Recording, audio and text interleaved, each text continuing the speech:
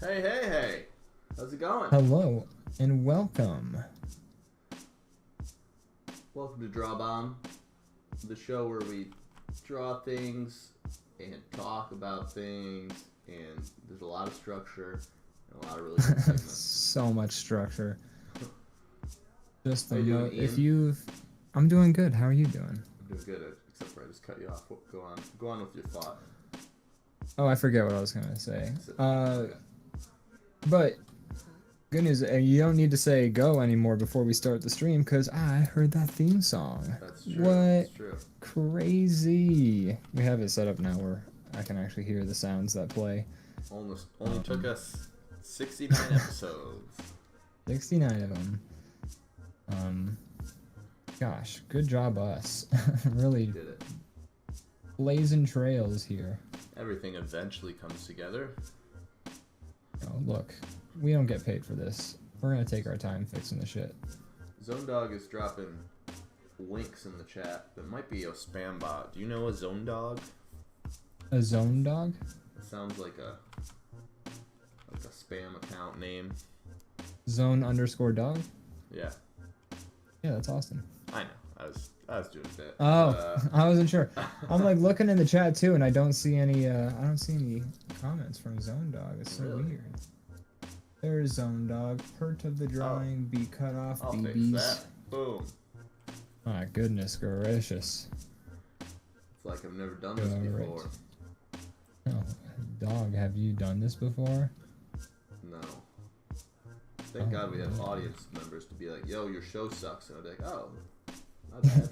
Let me fix that." It's real always quick." like, I'm always appreciative, but it is always awkward when someone's just like, yo, we can't, your sound has been, you throwing up for the last 5 minutes. What's going on with that? And I'm just Like, like, oh, sorry, I "Oh, muted that. I'm not feeling well. sorry." Yeah, sorry, I have that sound clip of me throwing up playing on repeat. It helps me relax. So, you weren't supposed to hear that. I have that, Simpler times. like white noise, except, you know, it's a person going, Is that what you sound like when you throw up? I hope not. I probably sound much worse. Nobody sounds good No. when they throw up. No, it's impossible to like sound. It's impossible. Like, there's people who are like, if they see somebody throwing up, they'll throw up. For me, if Yeah. like I hear somebody throwing up, I'll want to throw up. Cause I'm Oh, just really? like, Yeah. hate that I sound. feel like of The retching. this is the most literal use of the word guttural I've ever used, but it's a very guttural noise. It's very guttural. It comes from like the diaphragm and deep within. And there's really no fake. Like, if you try to fake a throw up noise, like, and you try and do it realistically, like, you'll just end up like throwing up. Like, that's feel just like- what's gonna happen. Someone needs to catalog all the different throw up noises because I feel like everybody's different. That's my theory. I don't think two people throw up the same. Some people just like straight up like scream out their lunch. This is true, yeah. A lot of people are like a lot of coughing. If you're the person who like catalogs throw ups though, like, that's gotta be, what a thankless job, because you're just like, what do you do all day? I listen to people throw up. All my relationships end the moment I explain my job. Yeah.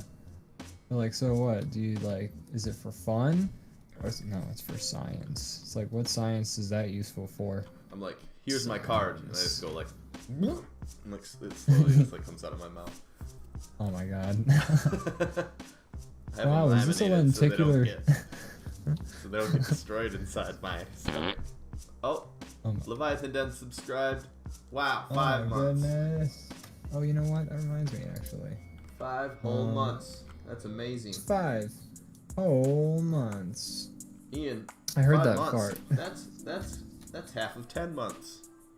And 10 months is 2 months less than a year. So there you go. That is true. That's 2 months less than a year.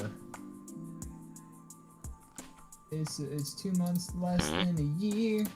That was me. Oh. Who cares about that guy? Top Yeah, fuck K, him, man. yo, subscribe. Oh, what? He's Yeah. using his Prime subscription to subscribe? What a fucking loser. I mean, you're really That's gaming the system. Oh man, get my money back from Amazon. It's not even my money. It's somebody else's Amazon Prime account. My dad's or my brother's, I forget which. I don't think anyone actually their own Prime account. Successful people who were work careers. Now I feel ashamed for admitting that mine's not my own. Well, I mean, I just admitted mine wasn't my own, so we're technically in the same boat. In the same boat with you? Oh no. I know. I'm gonna throw up because I got seasick. Do you have a throw up noise on your soundboard? I don't think think because it would make you sick. From what you it would make me. explained.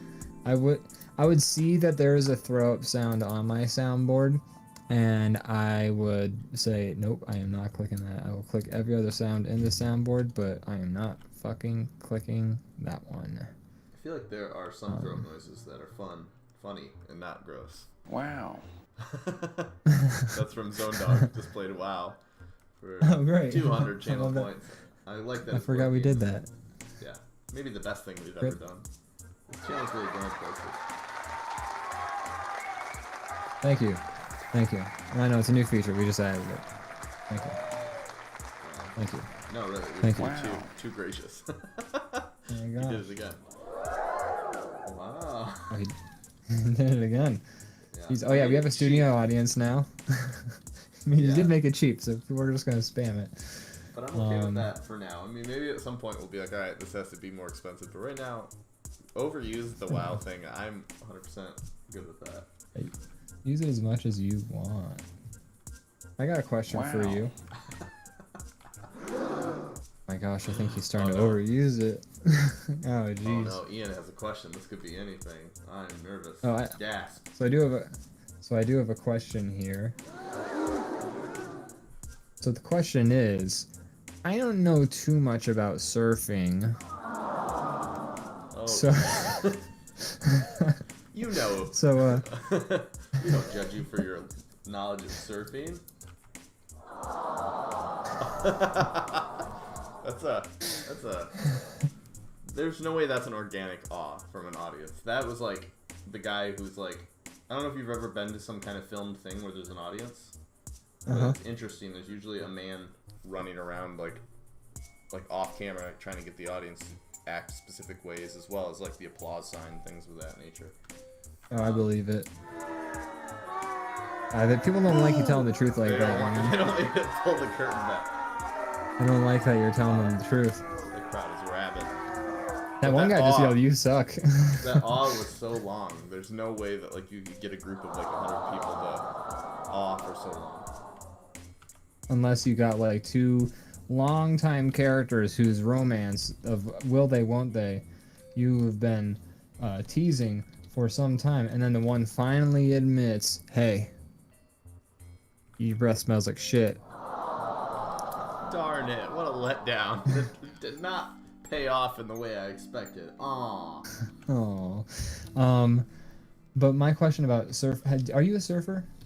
No, I've never surfed. I've like,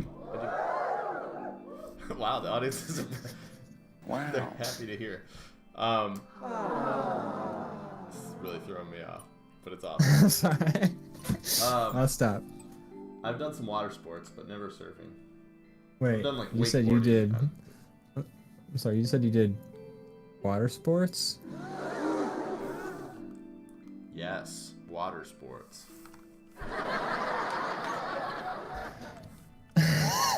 That does make me feel like I'm funnier. I know, right? It's coded into our brains at this point. It is. We crave that adulation and that sort of affirmation. Zone Dog says, "What are sports?" Leviathan Den says, What are sports? So a guy I'm friends with on Twitter recodes games to rebuild them in a now clip environment. He has a website called noclip.website where he puts all the games into noclip for you to explore. Even Katamari Damacy is on there, and you can follow the path of moving objects and find out other cool things about other games. He's reconstructing. You should check it out. That sounds cool. I've seen a YouTube video that's kind of like digs into what's happening, like clips around and does that. So that's pretty cool. I've actually I brought that website up on like way like 30 episodes ago or something like that. But yeah, it's a good website. I dig it. They got like Kingdom Hearts. My favorite page on that website is they got one where it's the Dark Souls collision data, and so instead of like they also have the Dark Souls levels, but they also have the collision data, so you can actually see all of the levels stacked like where they are in the game. So like you can like the one of the fun things about Dark Souls is that the whole world is connected, and like you can sort of like go to different areas through like shortcuts and things like that, and you can like see areas you're gonna go to or have been from like vantage points on other levels. So with the collision data, you can actually like see that layout for the whole game, which is really cool. Nice. So my question was, yeah, hold on. Anyways, it's actually funny when you cut it off like abruptly. But my question was, like that little spike that goes on surfboards? Yes. Does that go in the water? Is that like a rudder, or is that like? It goes in the water. It's a rudder. It goes kind of like that. Okay. Well, I wasn't sure. That made the most sense to me, because otherwise it's like, what am I gonna poke my fucking eye out on this surfboard? It's just to make the sharks don't eat you because they see you as a fellow shark. That's what it's for. Oh, that's not true at all, is it? One of them, we'll leave them alone. That's not true at all, is it? Wow. Our audience is impressed by the. They really like the WoW. It's just awesome playing WoW every time that he has enough money to pay for it, I think, is what's happening. Enough points. I think so. And I'm okay with that. Sorry, I'm gonna stop with the sound effects. They added the sitcom sound effects to the voice mod thing. So. Oh, that's where you got it from? That's awesome. Cool. Yeah, it's one of the profiles that they added to the thing, so you actually have nice. access. I'm gonna use that a lot. Is that from We have a rhino in the studio. Oh my god! There's tigers in here. Lions, tigers, bears. Oh my. Oh, that one's not so concerning. That's just a cow. Here's something interesting. We were talking with me and Morgan are going to Alaska in a week, and we were talking to. Probably brought that up on the show before, but we were talking to her parents yesterday, and they're like, "Oh, do you need like to have something in case like you see a bear or something like that?" And I'm like, "Oh, I didn't think about that." And then that conversation changed into the fact that Morgan had read recently that because of us destroying polar bears' habitats, they're moving further south, and they've started mating with grizzly bears. Oh my god, polar grizzlies. And that's like the potentially like, sounds like the most. It's a more terrifying bear than a grizzly or a polar bear. And so we were like trying to come up with like a good name for what this thing should be called. And the name that it was actually her dad came up with it, but I agree it fits the you want to be scared of this animal. If someone tells you one's coming, you have to have like a name that you respect. And the one he came up with was Grizzlor, which I think is a good name. But then we looked up what they're actually called, and they're called Pizzlies, which is the worst. Oh my god, that's the worst. You want to play with a Pizzly. Pizzlies are fun. They're not a I would scary call animal. I would call them like a polar vortex, like. But a Pizzly, like that's not intimidating. Yeah, but good for those bears though. We fucked them over, almost killed them all, and here they are, come back with a vengeance. They're gonna come back and slowly invade and attack us, and we'll be run by bears. Yeah, and that's I for one will accept our bear overlords.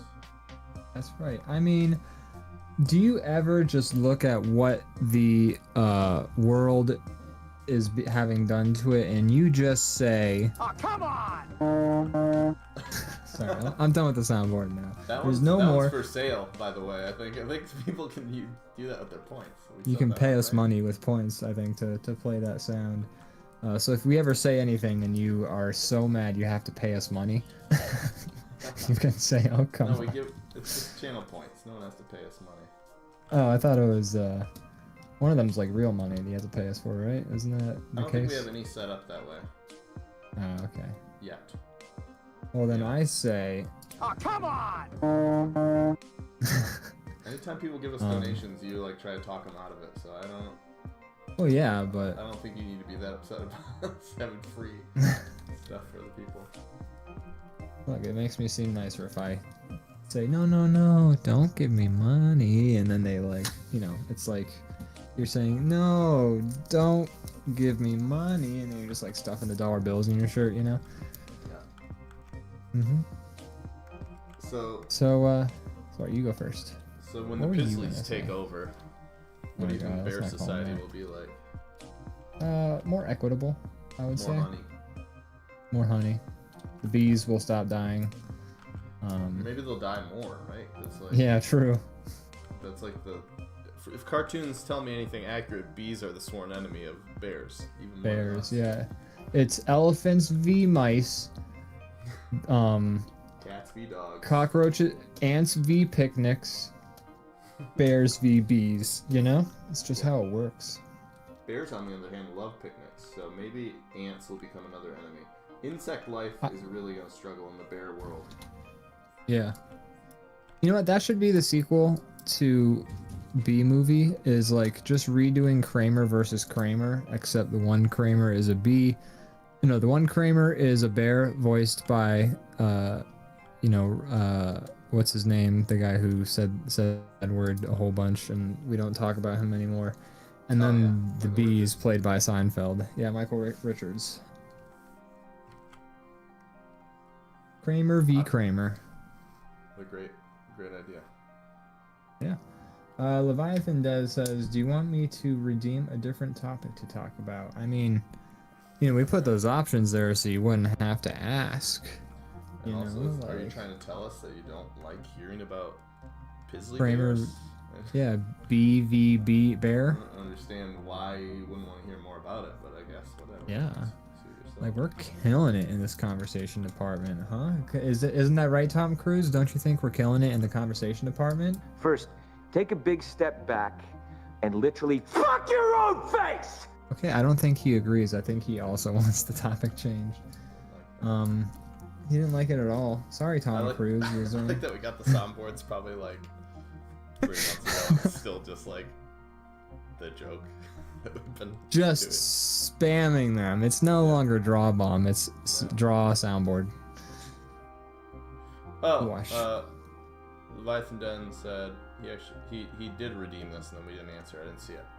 Top 5 favorite video game original soundtracks and why? Wow, that's. I'll do my best. I did not see know if that. I can- We made it seem like it was his fault. We were like, I don't know why you're twisted it. asking. And instead, we were just misreading. Too So, busy shit. dropping soundboard. Yeah. Yeah. You know, what would you say This is a are tough one for some? me. I could probably come up with this list, but I don't know if I can do it on the spot. I'm gonna try my best though to think of some good ones. Maybe let's do it like one verse, like one at a time. Like we each do one, and then we do it like back and forth. What do you say? Do you have one in mind, because it might help me get the ball rolling to hear your one. I can get one in my mind real quick. Gosh. I mean, I will say when I play a game, like the music is huge, but to me it makes a big deal, big difference for how immersed and how much I like the game. But I'm having a hard time thinking of one off the top of my head. Sure. Yeah. No, it's fine. It's hard to come up with a list of favorites on the spot. You kind of have to think, okay, what games have I played, etc. But I mean, just as a general rule of thumb, a lot of games will generally have an orchestral sort of soundtrack, and that's fine. But generally, those tend to sort of get lost in the mix for me. I tend to like soundtracks that are more unique, probably usually more of electronic or R&B vibes anyways, but I like a game soundtrack that's got a unique sound to it. So if it's orchestral violins going it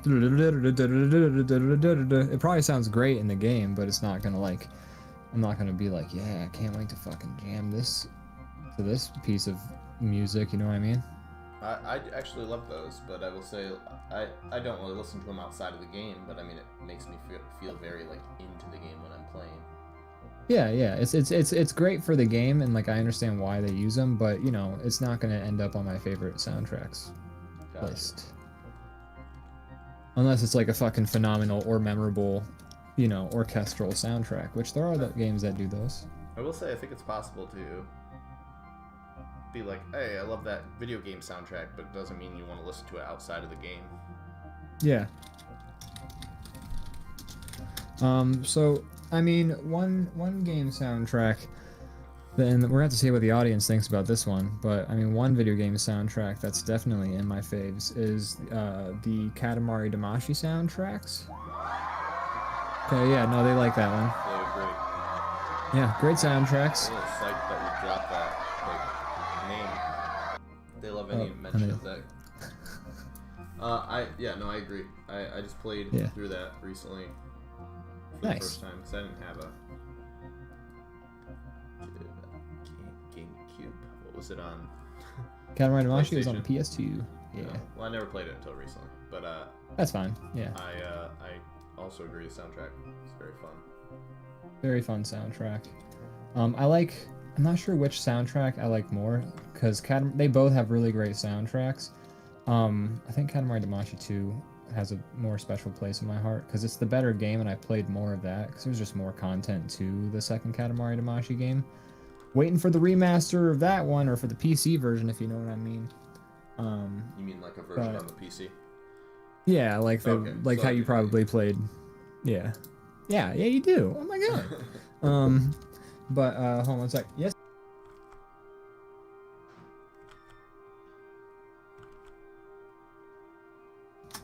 All right. I just need a bottle opener now. I will open this bottle somewhere. Sorry. It's a Dogfish Head drink called Mango Smoothie. It's pretty acidic. It's got a 6. Yeah, it's tasty. It's very gingery. Thank you, Zach. Little acidic, but it's not bad. I mean, nice. Thank you, Zach. It's not my preferred drink of choice, but it's not bad. I mean, it gets the job done, and I don't mind having something to sip on. I like Dogfish Head. I haven't tried that one specifically, but I have seen it in like stores. It's got like purchased it. It's fine. It's like, I think the aftertaste is it's got like a very ginger kick at the very end of like a sip, you know? Which I feel like I would like the beer more if it didn't have that kick at the end of it, but you know, what are you gonna do? Fair. So have you thought of one to add to the list yet? I don't know if to be I really liked I feel like Portal 2 had a really good soundtrack. Portal 2 did have I actually just listened to that soundtrack when I was streaming recently. Nice. Although a lot of ambient, like, buzzy songs. A lot of ambient songs that are buzzing a whole lot. It's hard to say, like, what you're voting on. I think the way I'm looking at it is more like, and maybe it's the wrong way to go about it, but more like what I enjoyed while playing the game versus, like, something just like an album I want to listen to now, like outside the game. Nah, it's you know, it's whatever criteria, you know, what constitutes as something being in your favorites is going to be very subjective. It'd be your favorite for any reason. You'd be like, I just like the word Portal a lot, so yeah. I like all the Jonathan Coulton, all one Jonathan Coulton song, so Portal, you know. I don't think of any other songs or other soundtracks I'm a big fan of. So I think I had to pick number 2 on my list, and these aren't like in ascending or descending order. These are just soundtracks I came up with off top on the spot. Ooh, shit! You know what? Go ahead. Go for it. Shadow of the Colossus. That's a great soundtrack. That's like an orchestral one. But, that is an orchestral one that I've listened to in my own spare time, and I do enjoy that. That's a good soundtrack right there. It captures the. I feel like it makes you feel small. The music does too. Yes, it definitely does. Creatures. I would have to say one of my favorite soundtracks is the soundtrack. A lot of Sega soundtracks are on my favorites list because some of those soundtracks are just so damn good. But one of my favorites is Contra Hardcore. It's like a tie. It's like either Contra Hardcore or Sonic the Hedgehog 3. Like they're both really good with different sort of vibes. But you know, if I had to pick one made of the Sega sound fonts, it's either Contra Hardcore or Sonic the Hedgehog. I kind of feel like those examples you just gave, I kind of hear that in your music somewhat. It feels very like modern Sega. It's, you know what, it is a big vibe I chase after, to be sure. I don't mean that people like, that's an insult because anything. How dare you, sir? Anything Sega's done modernly is not that great. I feel like so. Yeah, it's weird because like, so this is completely off topic, and we'll get back to the topic that we got points redeemed for. Also, I feel like we should make that redeemed topics a little more points because otherwise people would just like spam out topics. Well, you know, that's peeking behind the curtain. We can talk about that stuff later. Not that that's happened this time, but just for future. Just for the future, in case we ever get more than 2 people in our chat box. But I forget. Oh yeah, okay. So a lot of Sega games, like Sega Genesis came out, and then Sega CD was not far behind it because Sega CD was supposed to sort of be like either a sequel or like even an attachment, I think, or initially for the Sega Genesis. So like a lot of games came out for both the Sega Genesis and the Sega CD, and Sega CD songs didn't need to use like either the same sound font pack or just sound fonts in general. They were allowed to use like actual like songs. So like there's a lot of games that came out for the Sega Genesis that then have a Sega CD soundtrack, and the soundtrack sounds completely different and sometimes not nearly as good. It's interesting, like Echo the Dolphin, Sonic 3D Blast. There's one other game I found where like, and like it's weird. So like Echo the Dolphin is very like, whoa, like synthy, like it's almost like pre-synthwave shit. And then like if you listen, oh, you played that? Nice. Yeah, that game is fucking impossible. But then like the Sega CD version of the Echo songs is like elevator music a lot of the times, or like porn. It's actually closer to porn music than anything. Which, you know, porn in an fucking in an elevator music. That's what it is.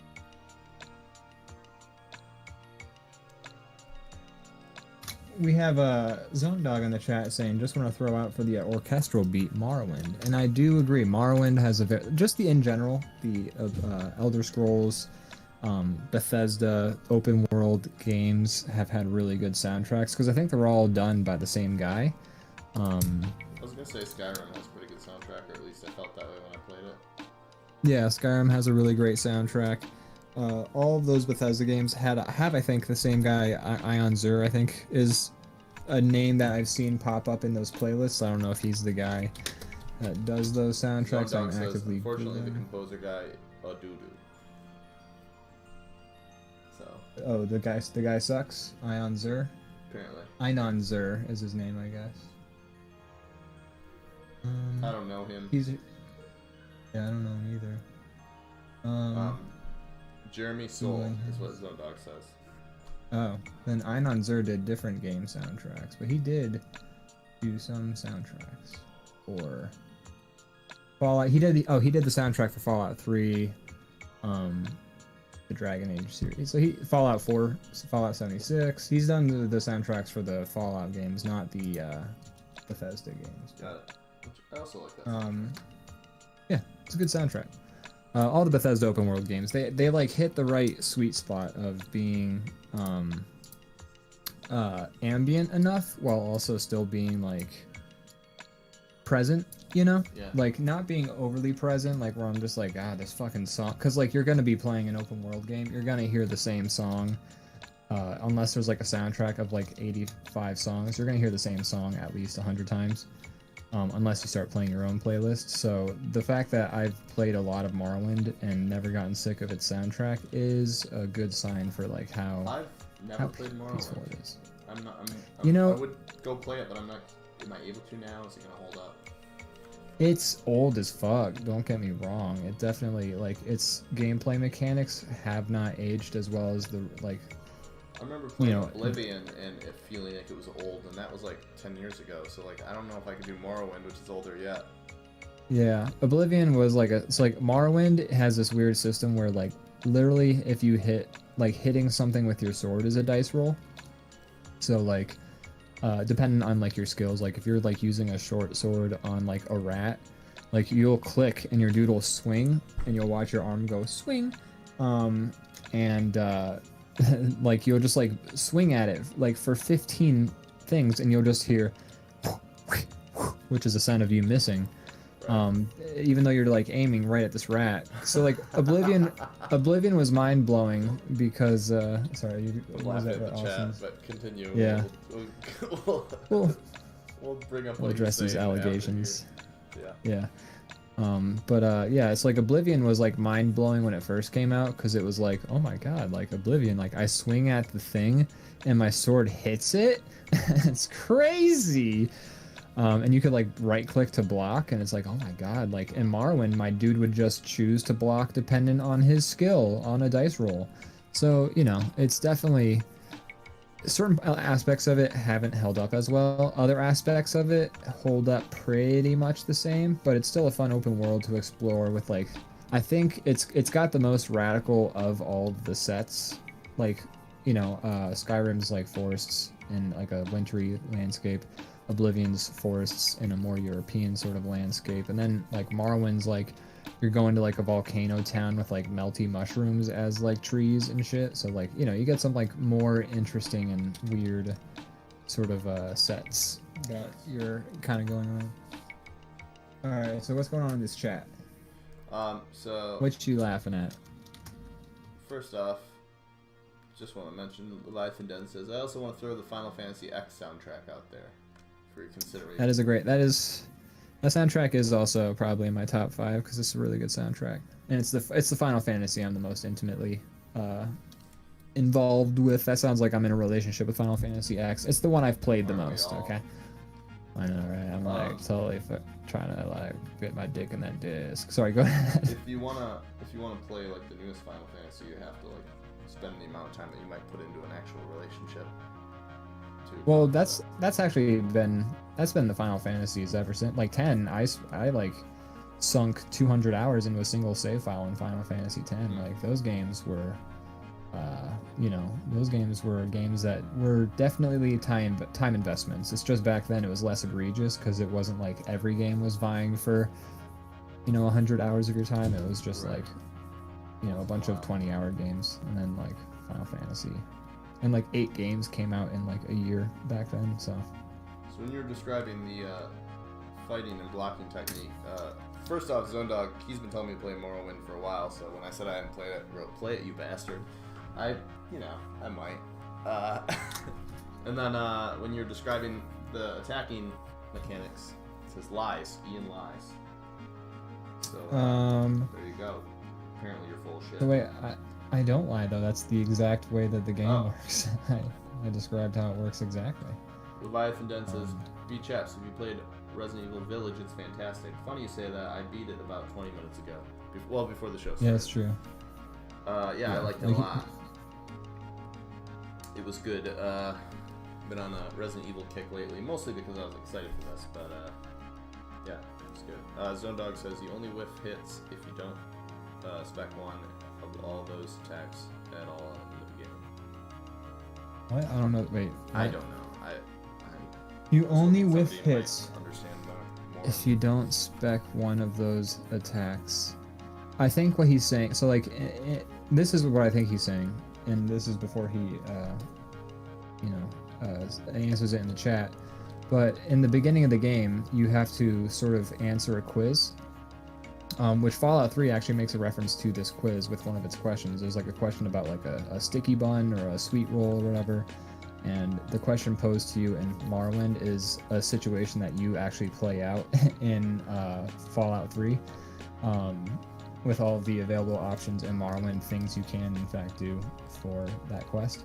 But anyways, you choose like your class type and you choose like what skills you're like putting everything in and stuff like that. So I think what he's saying is if you pick a class with a certain weapon sort of specialty. You won't whiff hits, but that's not. I mean, I don't know. I feel like I whiff hits all the time in Morrowind. I mean, also Austin is not one to talk. Austin starts new files in Morrowind and then will turn his attack type up to like 70, where it will hit most of the time. So like he's not even like actually leveling his character like legitimately. He's using the console. Hey, he's a console command user. Oh, okay. I thought Austin had integrity. I didn't know. He's one of those types of people. All right. Well, None whatsoever. Yeah. Absolutely none. It says in the chat, what? More egregious lies. The first time I saw Mournhold, we jumped to it. That's how much we cheated, man. Anyways, that's a reference for anyone who played Morrowind. But, Also, Leviathan Den responding to how fast I beat Resident Evil says, holy shit, dude, did you take time to look at the lighting effects or snow engines? I did. It's beautiful. It's probably, what, like 15-hour game? I played it a lot the last few days. I mean, if you get me... Sorry, go ahead. Came out like Friday at midnight. Or no, Thursday at midnight. And that's when I started playing. So yeah, I mean, I know it's a lot of game, but I was into it, so I was playing a few hours a day. If you got the free time and like you're really into it, you'll pretty like when I played Resident Evil 7 for the first time, I beat it in 2 sittings. Like I got to the boat in the first sitting, and then I had to go to sleep because I fell asleep looking for where I was supposed to go next in the boat. And then I woke up the next morning and just put in the extra 5 hours and beat the game then and there. So. Yeah. They also say, haha, I mean, it's your world, paint any color you want. Did not mean that to come out rude, just wondering. Oh, no, I didn't take it as rude. You rude motherfucker, I swear to God, I will find you! No, it's fine, it's totally okay. Dare you say I beat a game fast. How dare you? No, it's just cool that I beat a game. I usually play 75% and then put it down for a few years. What's your like, if you pick up a game, how likely are you to beat it? If you like it, let's quantify I like that. it, I would say pretty good odds. Okay. Well, because I know a lot of folks. It's not true because there's so many games I like that I'm still like, oh, I'm gonna finish them soon.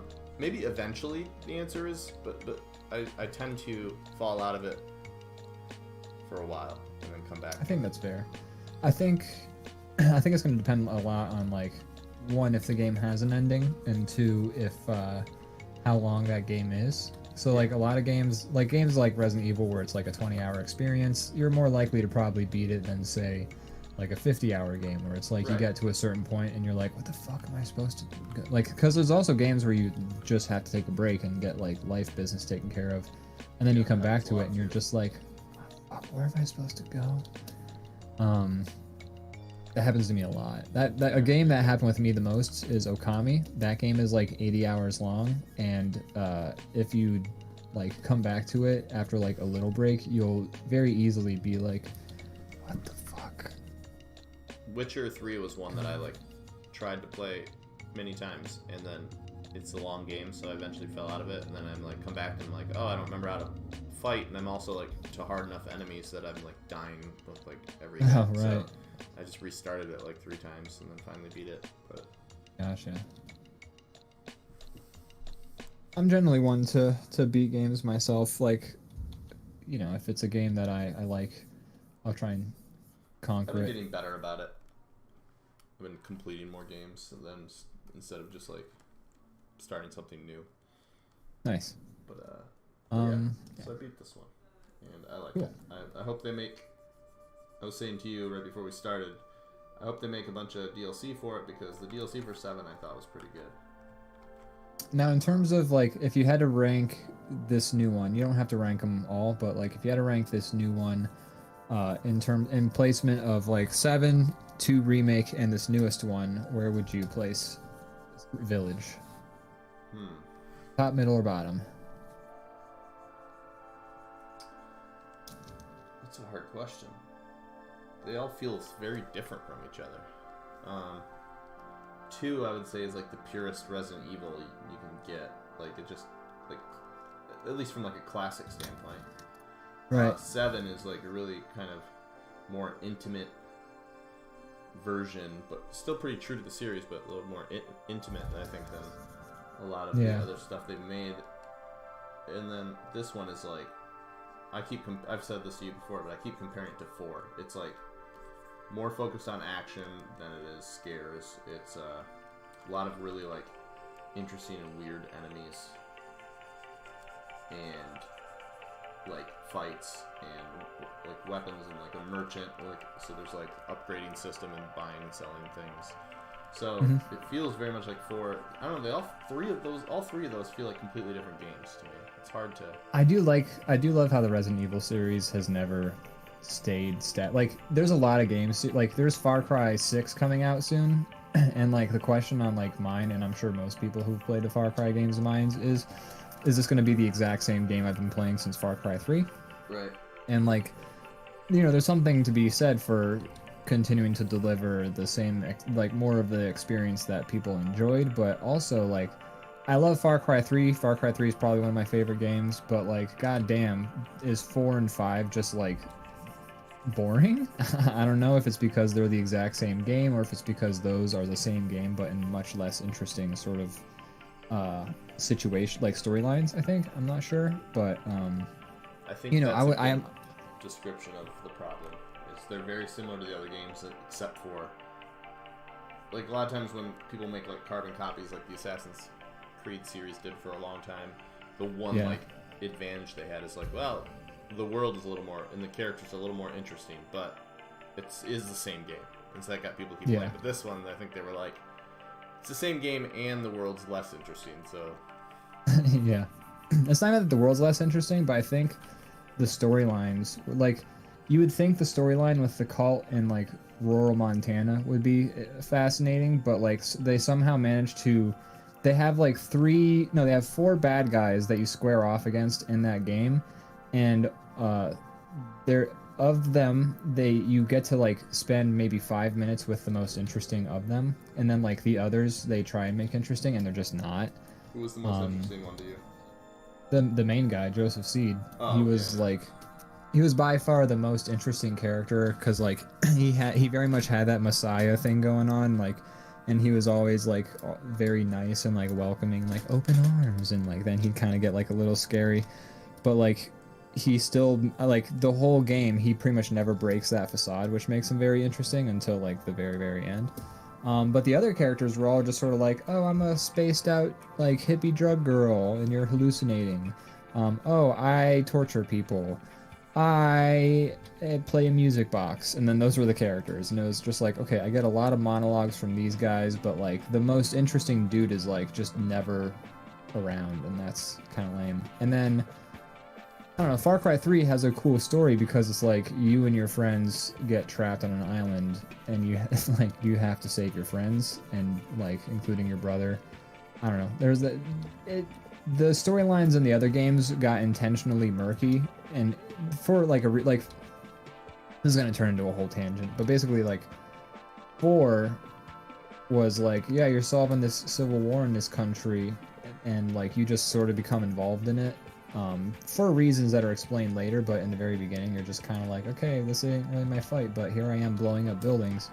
And then like by the end of the game, everyone's a bad guy, no one's a good guy, and like when you finish the story, it's like the world is, the country is just as bad off as it was before, probably. And like that's fine, I understand the point they're trying to make with that, but also like in the course of everything, the story fails to ever really feel, I don't know, like it's reaching a conclusion of any kind. It just sort of like by the time the game ends, I'm just still kind of like, okay, but like it's still just like the story's not over, it's just that particular aspect of the story has been solved.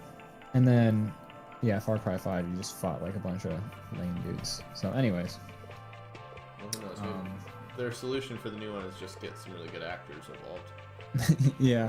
Giancarlo Esposito is the new villain, or I think so. Anyways, that's the way they play. Yeah, he's the villain. Now it could be, I'm expecting one of two situations, where it's like there's a kid he's supposed to be training, and like what you do, I think, is supposed to affect like how the kid reacts or something like that. So like maybe like your actions influence what ends up happening with the kid or what the kid does.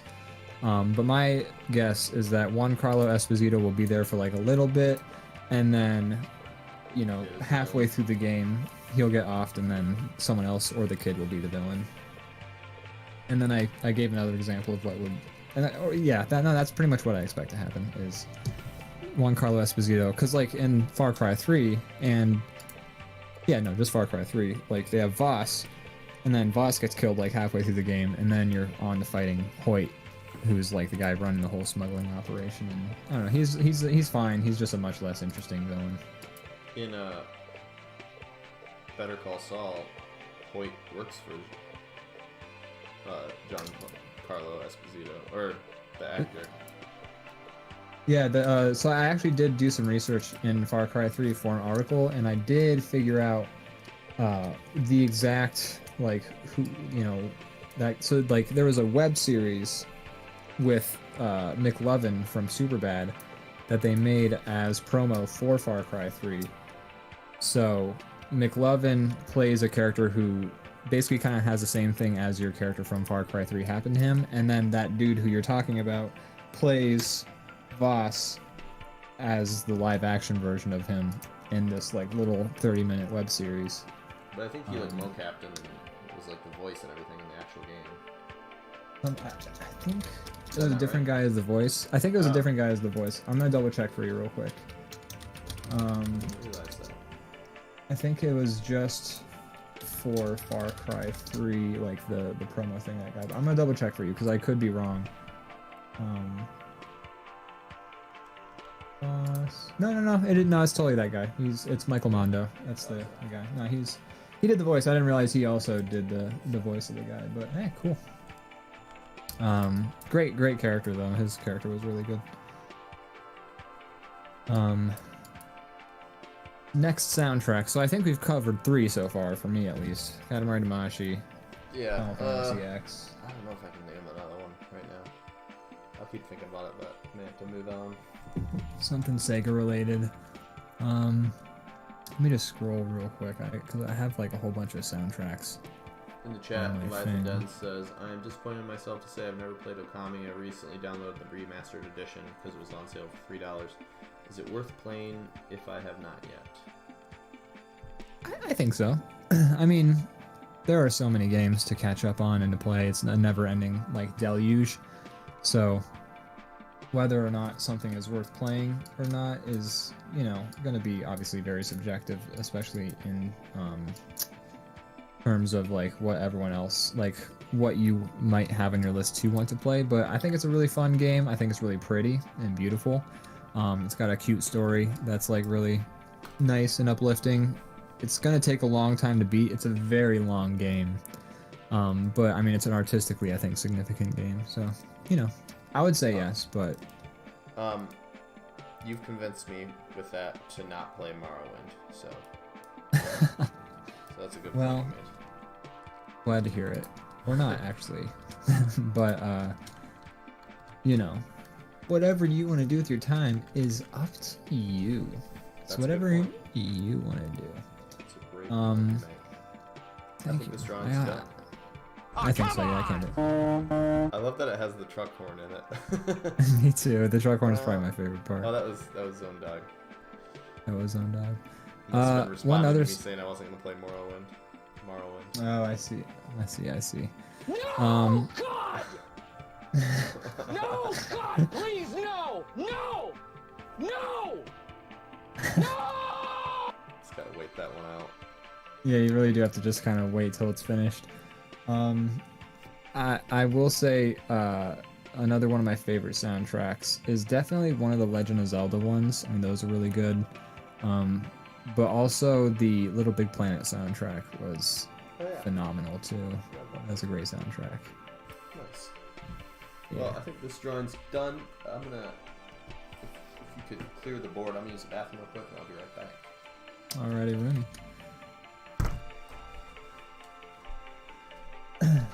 Zone Dog says agreed, and I'm assuming that is in response to me saying that Little Big Planet, one of my fave soundtracks. And I think it helps that we Zone Dog and I actually listened to the Little Big Planet soundtrack recently while playing Anno together. So that's probably a big reason as to why it's both so fresh in our minds. I'm trying to look up what other possible soundtracks could be so good. You know, there's a lot of game soundtracks that have like one or two really tasty jams on them, but then like the rest of them is just kind of like, it's okay. Which is sort of the nature. You're gonna have like 80 songs. Okami is a great soundtrack. I would say that if you're looking for like a good game soundtrack, Okami is one of them for sure. Gosh, there's just so many good games. All the Final Fantasies, I think, count, although I've only am aware of the Final Fantasy 7 and 10 soundtracks.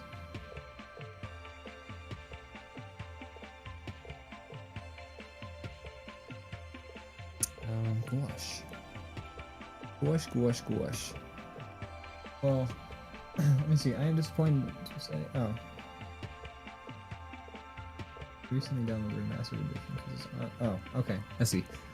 I was just reading through Leviathan Den's thing yet, because I saw about the $3. If you got Okami for $3, I mean, play it. Why the fuck not? You know, I say definitely go for it. I've returned. I'm back. Welcome back. Thanks for coming back. Oh, no problem. It'd be really rude if I just didn't come back, right? It would be kind of weird. I'd be like, Brandon, Call you the police okay? at a certain point. Yeah, I would. I'd be like, hi. I was streaming with my friend and he didn't come back. I think maybe a car hit his building again. That pole that protected us is now gone, so...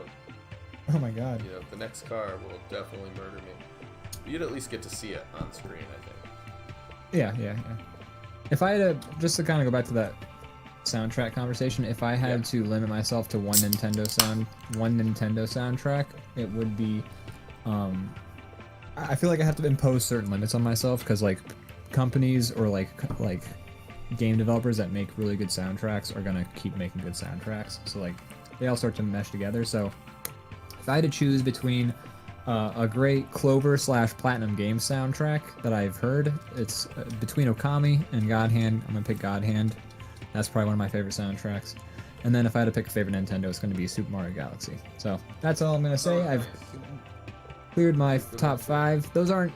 I'm not sure those are my top 5, but they're pretty good soundtracks. So I think Whenever I'm anyone tells me to name name like top 5 or 3 of anything, I'm like, I can't do that, but I will tell you some ones I like. I don't know if I've taken the time to like rank anything. Like I love movies, I love music, but I don't think I could narrow it down to like a list.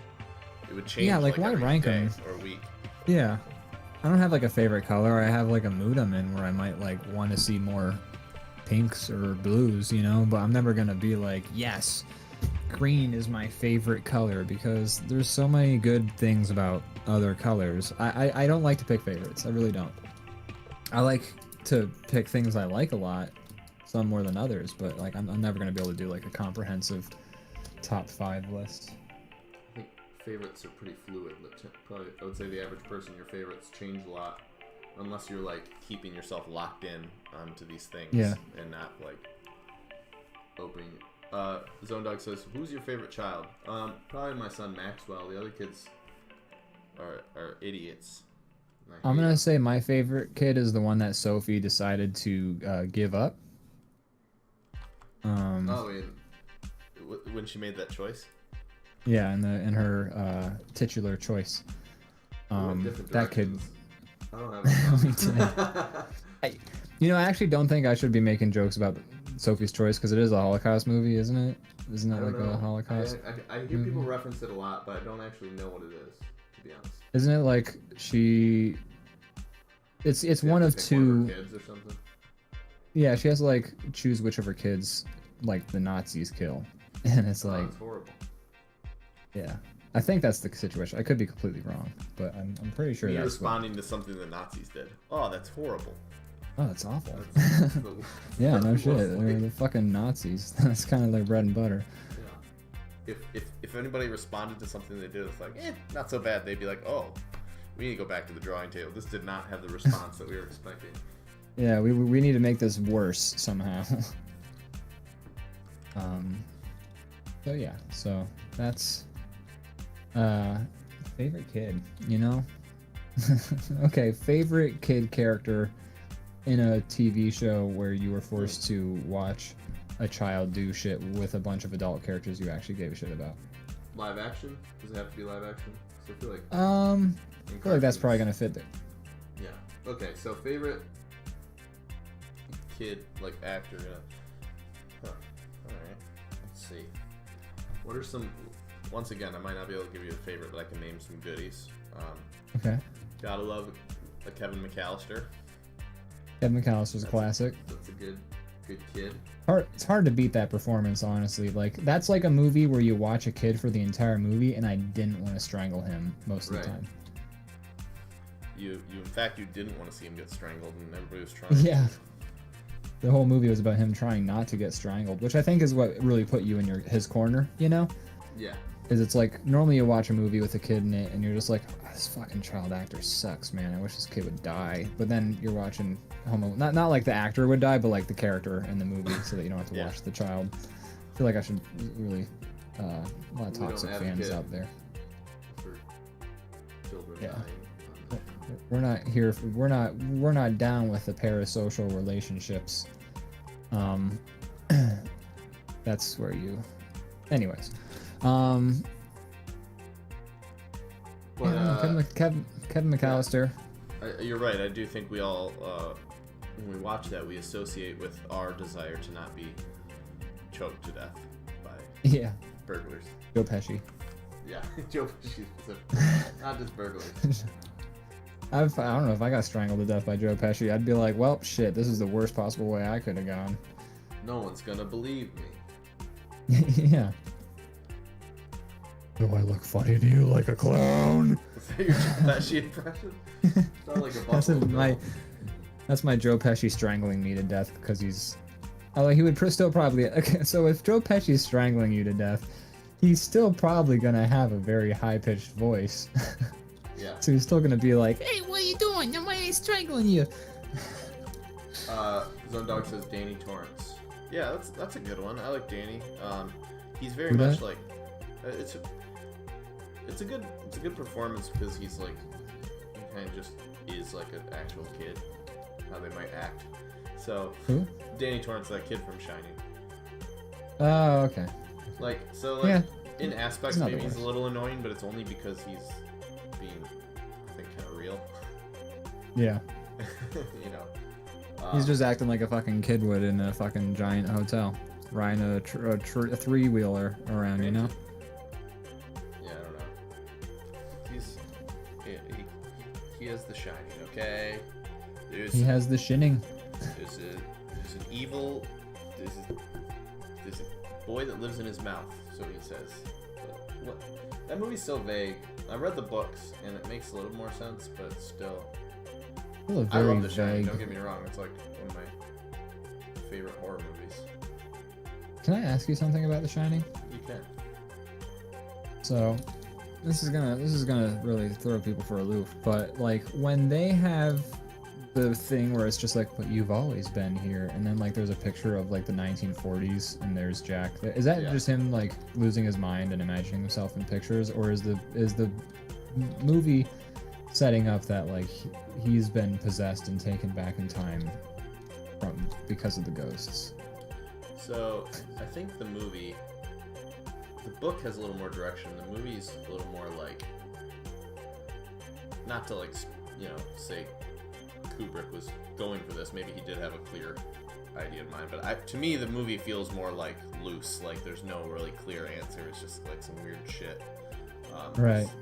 In the book, it's very clear that like this hotel is kind of like a place of power. Like all this like bad shit has gone down in the past, and like basically the Shining is this weird like genetic ability to kind of like tap into like psychic energy, stuff like that, and Jack and Danny have it, and then like Danny is basically Jack, it makes him go crazy. Maybe he's in denial that he has it. That's kind of like a lot of it. He's like an adult who's trying to like function in society, but he has this weird psychic ability. Power. So instead, it makes him go insane because he's not like aware of it, or Right. you know. And then Danny's more like open to it. I read this Cracked article where they say there's a lot of like Native American Indian iconography and stuff throughout the Overlook Hotel, and the implication is that the hotel is sort of on the site of like a horrible massacre of American Indians and things like that. I think there's an implication of that going on there. Now that kind of sort of opens the floodgates to like, oh no, are they saying, is the point of this that like Indian spirits made this magic happen? That was Poltergeist plot. Well, yeah, that is directly the plot of Poltergeist. But in The Shining, there is like the use. Kubrick did use like American Indian like patterns and iconography throughout the hotel, sort of as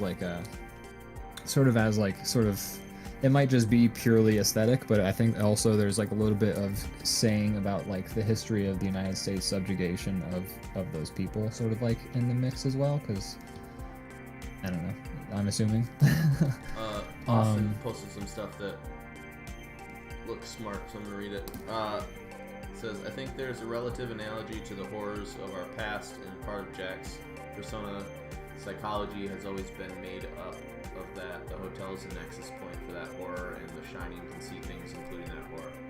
Yeah, and also like the hotel definitely has like a lot of like, I think the idea is like this old hotel has like, you know, throughout hundreds of years, all this like, or I don't know how long, but like, you know, all the bad stuff that's gone down in the same spot, it like kind of like works as like a scar, and like the fact that they can see that stuff and they're in a place alone with it where it can just like target them causes them to just like basically lose it, because they're able to kind of see this thing that most people can't, this energy that's in this hotel. But then there's also, yeah, there's like metaphors and things like that. Extra Attack RPG says, DrawBomb 69, nice! Woo! We made it. Yeah. Now we can cancel the show. We just were trying to get to this point. Trying to get to this number or right maybe here. We'll stop at episode 420. Who knows? That's a pretty good place to stop, actually. If we make it to episode 420, if we're still like not getting more than like 5 viewers per episode, It might be time to maybe call it. Yeah. Episode 420. And then Extra Attack RPG says, "Are you talking about Doctor Sleep?" We're talking about just like The Shining in general, but just I mean, OG Shining. I haven't watched or read Doctor Sleep, but I read the original and I've seen the movie a number of times. But and also Zone Dog says Kubrick played that stuff as our actual tangible horrors, like your past. I see. Yeah. Because like I remember like. Sorry, go ahead. No, go ahead. Well, I was just gonna say, because I know like there is definitely horrors of the past in this, kind of like a weird Sixth Sense is almost like a weirder, like more pared down version of The Shining, because you know, in The Sixth Sense, like the kid sees all these people who died and like how they died, and in The Shining, like the kid sees the twins in the hallway, and then at some point, I forget if it's like directly after or if it's like, I forget where, but you see the dead bodies of the twin girls almost after they've been like. Okay, yeah, I wasn't sure if or no, it's later. They show up once and then later he sees them again and they're like, they flicker like they're dead. Yeah, so I think it's like definitely no, I wouldn't. Yeah, crazy. Let me see. I think Dr. Sleep makes all the Shining mechanics much clearer, but the Kubrick movie I think was very much an exploration of personal and societal violence. So kind of going back to the original question. So that's all very illuminating, actually. I do appreciate us having this discussion. Him being in the photo for the 60s, or like from the 40s or 30s or however long ago that photo is supposed to take place, is that just like the hotel fucking with him, or is there sort of like significance to his fate? So in that? I don't think it's the hotel fucking with it because it doesn't happen the way you're remembering. The movie ends and then all of a sudden it finds the picture and he's in it. Like they've already escaped the hotel, he's already dead, and then it zooms in on a picture. He's been absorbed by the hotel essentially. I think so. I think he's added to the more like, here's another thing added to the list of the horrible shit that's gone down in this hotel. Yeah, that makes sense. Okay, yeah, I kind of had the time. It's been a while since I've seen that movie, so I sort of had I the. love your SpongeBob shining. I see what you're doing now. Thank you. I'm ready forever and ever and ever. Come get a Krabby Pat. No, I think I'm ready is what he would totally say. Extra Attack says, oh yeah, definitely illuminates the way it works, but a lot of the horror of The Shining was this idea of being trapped with these things, whereas Dr. Sleep opens it up to a larger world, which makes all the Stephen King goofiness more apparent. Yeah. I think I was mostly thinking of the Continental Breakfast sketch as my sort of reference point to The Shining. Because that movie, or that sketch, is, first of all, phenomenal. But that ends with, like, him being in the photo. But anyways, that's all very helpful. I appreciate this conversation. One thing I do want to mention that I think is kind of what put it in your head, that, like, mix-up, is there is actually a scene where Jack, he's, like, completely lost at this point, and he's, like, mingling around this party of all these ghosts, but he doesn't know it, they're ghosts. And Right. he's in the bathroom and he sees the dude who supposedly murdered his family that he heard about. And Okay. he's basically talking with him. He's like, I know who you are. Yeah, You're like the guy, you know, whatever. You're the groundskeeper or whatever you call it that did this. And then the guy says to him, he's like, what? No, you're the groundskeeper. You've always been the groundskeeper. Right, he's like, yeah, that's where I got confused a little bit. But I think what that's getting at is it's like, I don't know, he gets possessed by the hotel, basically. Right. The book illustrates that a little bit more clearly. There's this weird scene. Well, Stephen King's just like, everything's like kind of cocaine-fueled weirdness. But there's, in the book, there's the end, the book ends with like Danny graduating from high school and his like dad is there like as like a Jedi ghost in the corner. Like, I love you, son. It wasn't me. I was possessed by the hotel. I didn't want to do any of that stuff because that whole thing. Right. It's possible that what it's also saying. Now we can start discussing about significance of symbolisms and stuff like that. But one thing I think that might be interesting about him being like, you've always been here, you've always been the groundskeeper, etc., is it could be sort of saying how almost like the sort of inevitability of violence, almost like, I don't know what it could be saying about that, but there could be something saying like, you know, people who are sort of already have, like, who are gonna already be violent are sort of gonna be magnetized and gravitate towards that violence anyways. I don't know what I'm trying to say. Film symbolism is very hard, and there literally is no wrong answer when it comes to film symbolism and stuff like that. You know, speculating. Yeah. Anyone's right or wrong, but it's fun. It's fun. I think it's more about the fear that's true rather than people actually being. Yeah, it's not about people being coded that way, but it's sort of about the sort of idea like that violence is so enmeshed in our history that it becomes something that we sort of start to view as being inherent in just like life, I think.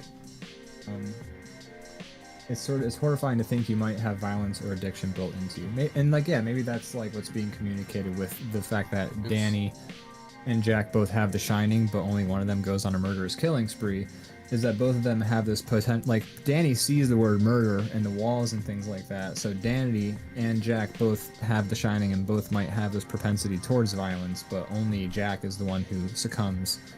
And The I don't book, think the Jack- only reason I push towards that Zone Dog is the book very clearly states Jack has the Shining. He's just, because I mean, it flat out says it, but also, like, you know, the cook has it, his grandmother had it, it's a genetic thing, and then also Jack, they basically say it, and also that, like, he just doesn't understand it, so he's basically going crazy. He's surrounded by all these ghosts that are, like, targeting him, and can actually, like, affect, you know, they can interact with him, and he doesn't understand what's going on, so he just, like, basically loses his shit.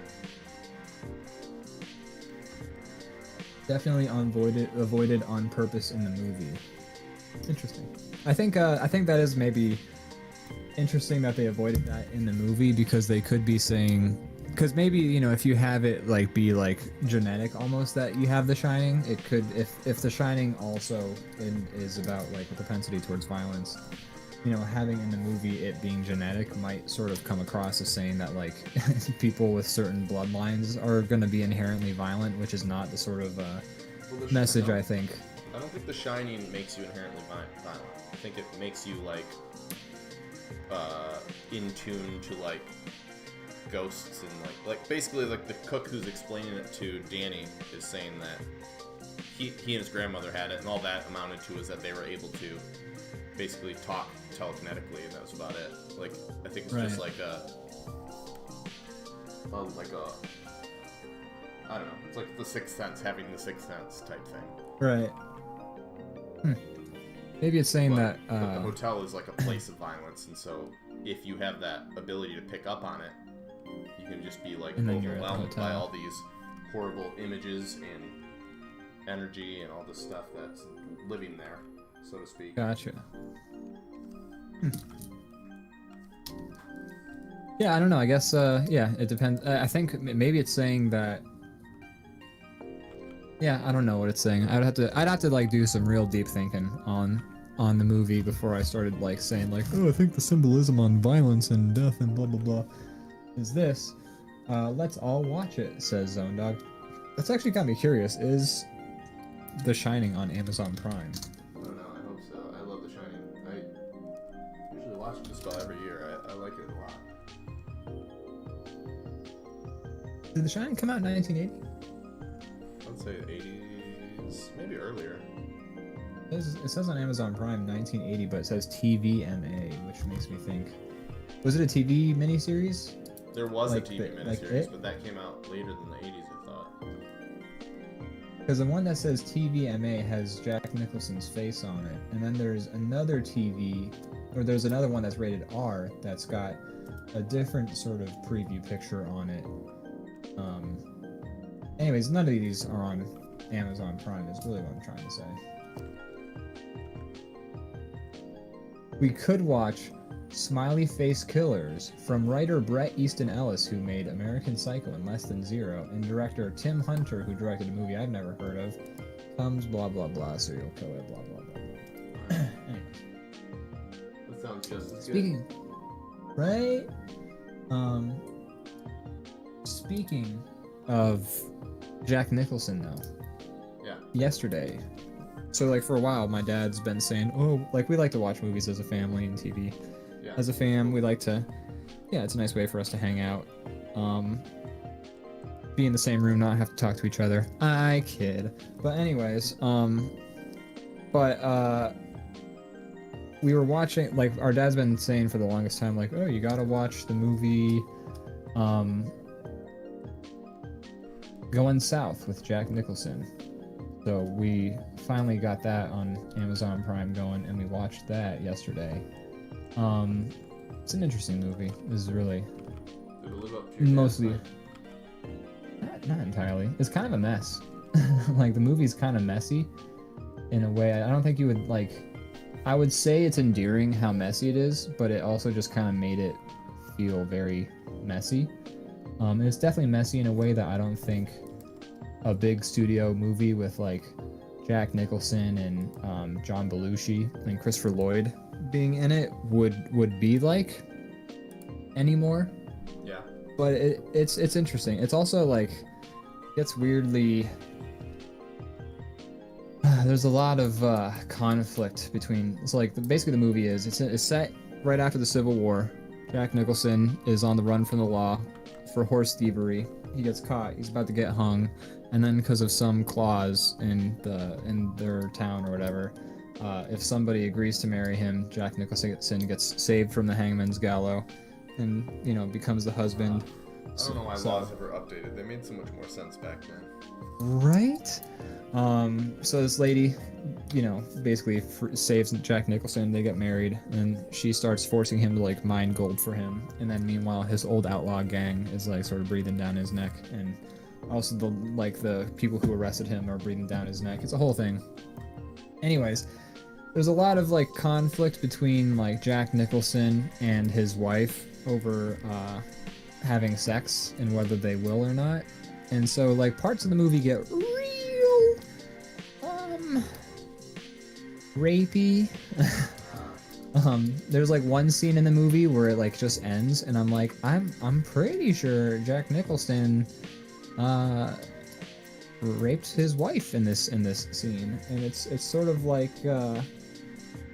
yeah, it's like it was uncomfortable, and we were just kind of like, oh, I feel like this movie, and like there's like a lot of weird build up to it where like there's one scene where like Jack Nicholson's on like a weird porch swing, but he's like swinging it in a weird direction, and then like the wife's in a rocking chair, and so like the camera is like swapping back and forth between the two and like from their viewpoints. So like there's one camera that's rocking back and forth, and then there's the other camera that's like bouncing back and forth, but also like bobbing in and out from like the woman's face, and that's supposed to be Jack Nicholson. And then they'll cut back to Jack Nicholson, and he's going like,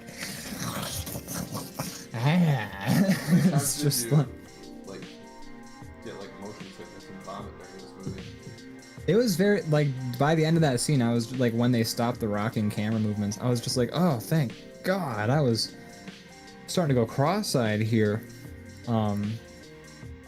So it's like that's like played up for a while, and then like early on in the movie they do end up having sex and it's completely consensual, but then she says like she basically says like he did rape her at that point, and then the conflict between them continues anew about whether or not they're going to, you know, have sex or not. And then that's when the other scene that's like I'm pretty sure means that Jack Nicholson.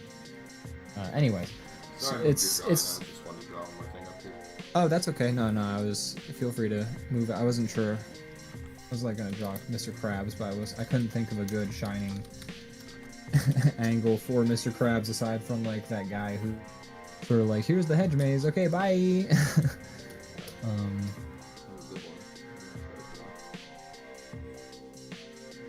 But yeah, it's an interesting movie. It's a mess of a movie. It ends in a way where it's very cute because, spoiler alert, for a movie that came out in like 1980. But I think you just said the way it ended was with him being raped. That does happen, but then there's at least That's 40 more cute. minutes of movie. Oh, thank you. No, I know. No, but the end of the movie is eventually like they admit that they love each other, and then they make off for their new life together with an armful of gold. It's also weird because John Belushi plays a Mexican guy, and that's obviously not good. They love to do that back in the day. They really did. So yeah, it's a fun movie. It's a cute movie when it's not playing up the whole like rape angle, but Well, that's a tough line to ride. Yeah, it's a tough line to ride. I guess they sort of get away with it because it is implied that she does like Jack Nicholson in the movie, but still that's a bad. You can rape people that like you. 100% you can, yeah. That's why that Nirvana song, the lyrics are "Rape me, my friend." So it's kind of like the whole point of the song. Anyways, point is, mess of a movie. Yeah, we watched it. Jack Nicholson's in it. That's what I got to say about that. All right. Well, I've never heard of that movie, and with that raving review, I think I'm gonna keep it that way. Yeah, that's fine. It's just very messy, I would say, most of all. Like I was watching the movie and like it'd be like going from scene to scene, and then sometimes I'd be like, what the fuck is this movie, like what is this movie driving towards right now? Like I've just watched like 4 scenes that were all like about different things, and none of them really seemed to like solve the problem that they introduced at like the beginning of the scene. So it's a little it's a messy screenplay, I guess. I don't know, it's like it was a mess. You ever watch a movie where you're just like, this thing's a mess, you know? Yeah. It's hard to think of one on the spot. I'm bad at thinking of things on the spot. We're finding out this episode. I mean, there's a whole, there's 800 movies you've watched, and you're gonna pull one that you're just like, I remember watching this thinking it was messy. Like, that's fine.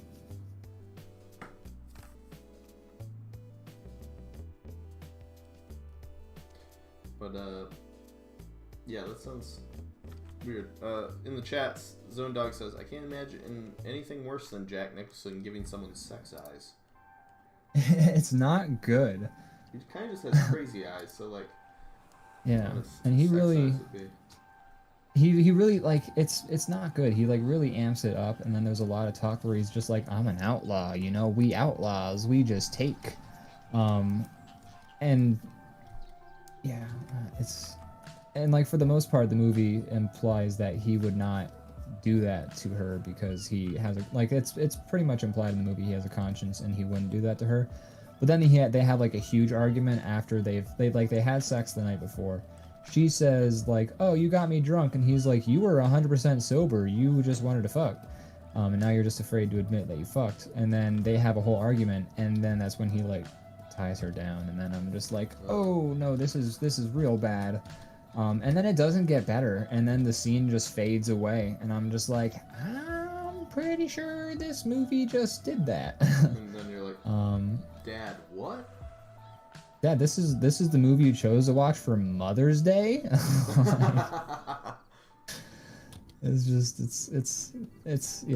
It's a good thing the movie ended the way it did, because if the movie ended not acrimoniously for the couple, it would have been a lot worse. That it's still pretty bad that he raped her, honestly. Again, they don't outright say, like, you're right. Yeah. It's not good. It's not good. I'm also Googling the word acrimoniously because I want to make sure... Oh, you know what? Acrimonious means the opposite of what I said. Acrimonious means that it's angry. I thought it meant it ended well. It didn't. When you end something acrimoniously, it means you ended something in a bad way. Got the meaning of that word reversed. Acrimony is bad, says Zone Dog. Acrimony is bad. Okay. The drawing I'm doing is something that people who see The Shining a few times will think it's funny, but it's also very specific. That's fantastic. That's good shit. Hold on, I drew the snail not originally intending to do Spongebob things, and then I did the Spongebob thing, and then I'm like, oh, I have a fucking snail here, but...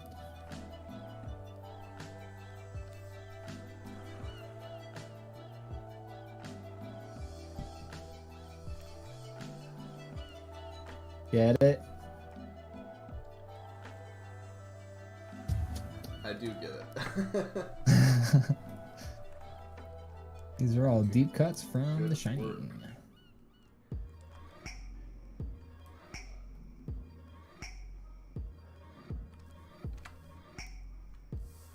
Acrimony is bad.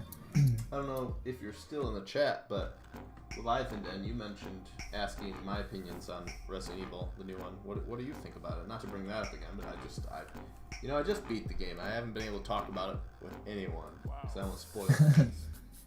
True.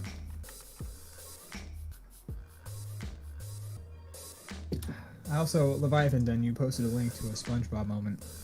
I did just watch that. It was the, oh, do you look at the video? Yeah, I watched it. Yeah, I love that scene. That's from, what episode is that? I'm trying to think off, I can't remember what scene that's from. There's a that's not the episode where he brings the jellyfish home. But it definitely involves jellyfish. Yeah. I was saying, what do you think about Resident Evil 8? Or Village, whatever you want to call it. You know, this is unrelated, but when I was living in my first apartment that wasn't a dorm in Philly, we had this really awesome desk lady who was basically the security guard. Mm-hmm. And she would just spend her whole time, she would sit at the desk, let people in, buzz them in, and then she would just, she had a portable DVD player, and she would just watch pirated DVDs like on our little portable DVD player, and like we got to know each other very well. She really liked us, and she was great. She was like, we would get her takeout sometimes. Oh, that's nice. Yeah.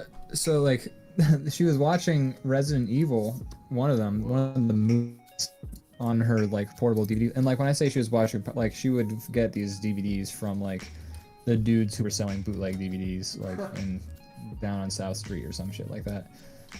And we're talking to her, we're like, "Hey, what are you watching?" She's like, "Oh, I'm watching Residential Evils." That's so And we wholesome. were like, I know, right? I loved her so much. She was so sweet. She was like, "Yeah, I love these Residential Evil movies."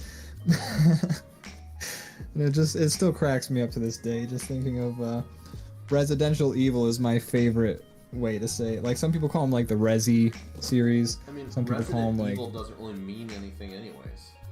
It really doesn't. I mean, what? Resident Evil is you went to a mansion and there were evil in there. I guess that's why they called it. That's it.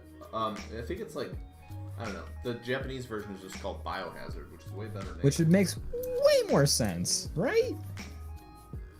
Isn't it weird when they fucking have like a whole different name for a series? It's not like Biohazard is the name of another famous series in America. It's like you could have called the shit Biohazard. Like, I think it was some weird translation issue, honestly, is what caused it. I'm sure it was. Like, I mean, what, they couldn't spell congratulations right, or welcome? So. The hard word. Residential Evils, though. Still We should my watch favorite. those movies. Are those on Prime? I want to look it up, actually. That sounds like a great... I would love to watch those movies. Did you ever see the 3D ones where it's like... Did you ever... Okay, so like, you didn't have to have seen the whole 3D one, but did you ever see like the one where it's like Chris Redfield fighting Albert Wesker on a rooftop and like it's a gunfight and they're just shooting guns 2 centimeters from each other's faces, but they keep missing? No, but that's not. I don't think I've watched many of the movies. I watched like the first one and I was like, that's enough. And then They're now all on Prime. Oh, yeah.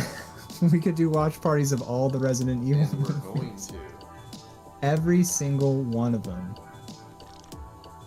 Oh my god. We should like figure out some kind of schedule update for like movie nights. So like. That'd be fun. I'd be down. So I think people would appreciate it if they knew when we're gonna do stuff. I know our schedules are hard, but we can figure it out. Yeah. It'd be super fun.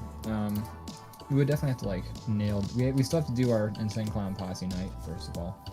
Yeah. I don't Yeah, care we what should comes definitely. first, but- Yeah, me neither. Definitely do some movie nights though. It'd be a lot of fun. I'm gonna find the link real quick to the scene. You don't have to watch it now because obviously we're doing a fucking show. It's like a 4-minute long scene, but basically it's like Leon. It's what was that? From the movie? It's from like one of the, like, so there's there's the live action Resident Evil movies, and then there's also these 3D. Yeah, there's like a 3D series where it's When like you said a separate. 3D, I thought you were talking like some weird like put your 3D glasses on and then the zombies come right at you, which is No. something Resident Evil would totally like do. Oh yeah, That's the 100%. reason I Yeah. totally thought that way. But no, this is like, you know, 3D graphics, and it's more closely faithful to the video game series. I'm just gonna rooftop fight. Leviathan Dunn says, "Good night, lads. Thanks for the good time as always. Appreciate you. Have a good night. Thanks for tuning in." And also, they cashed in posture check, so we gotta stop leaning at the screen. I think. Like, Oh, fix your spine. much appreciated for the posture check. I did find the scene I'm thinking of. Oh boy, man, this fucking. So he's not fighting Wesker. He's fighting a guy that looks like Wesker. But you gotta see this scene, man. It is hilarious. I would It's love basically to they just keep. watch those. They just keep, yeah. The 3D ones I'm especially interested in because, you know, live action, they probably go a little balls to the wall. But could you imagine how crazy the fucking 3D movies will get? Because they can just do literally whatever. It's gotta be insane. So I posted a link in the DrawBomb Discord to the this is from a 2017 movie, so this is actually very recent too. This masterpiece happened. I really highly recommend anybody go to our DrawBomb Discord, check out the links section under DrawBomb Live category, and watch the scene from Resident Evil. It's just literally two guys punching each other and then shooting guns.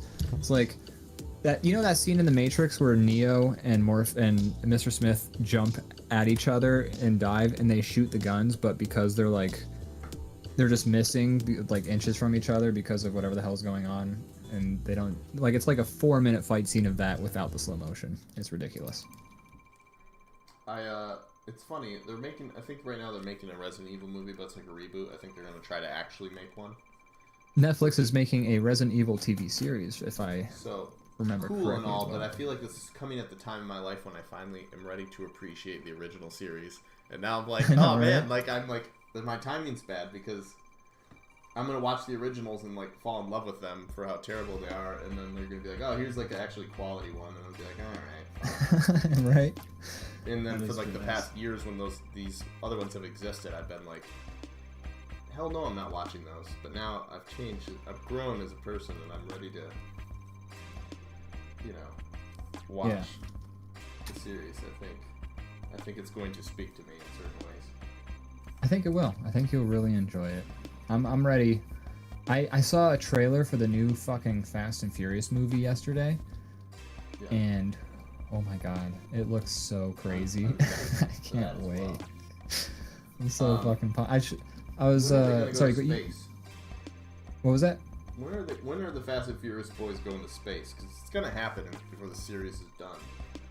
I think that's this one. I think legitimately they're going to They're space going to this space? one, maybe. Well, I didn't know that. If I'm right, I don't want to play it off like I'm some, Somebody in the chat let us know. I saw the trailer. I saw they were throwing trucks with magnets like superheroes. I'm not even fucking kidding.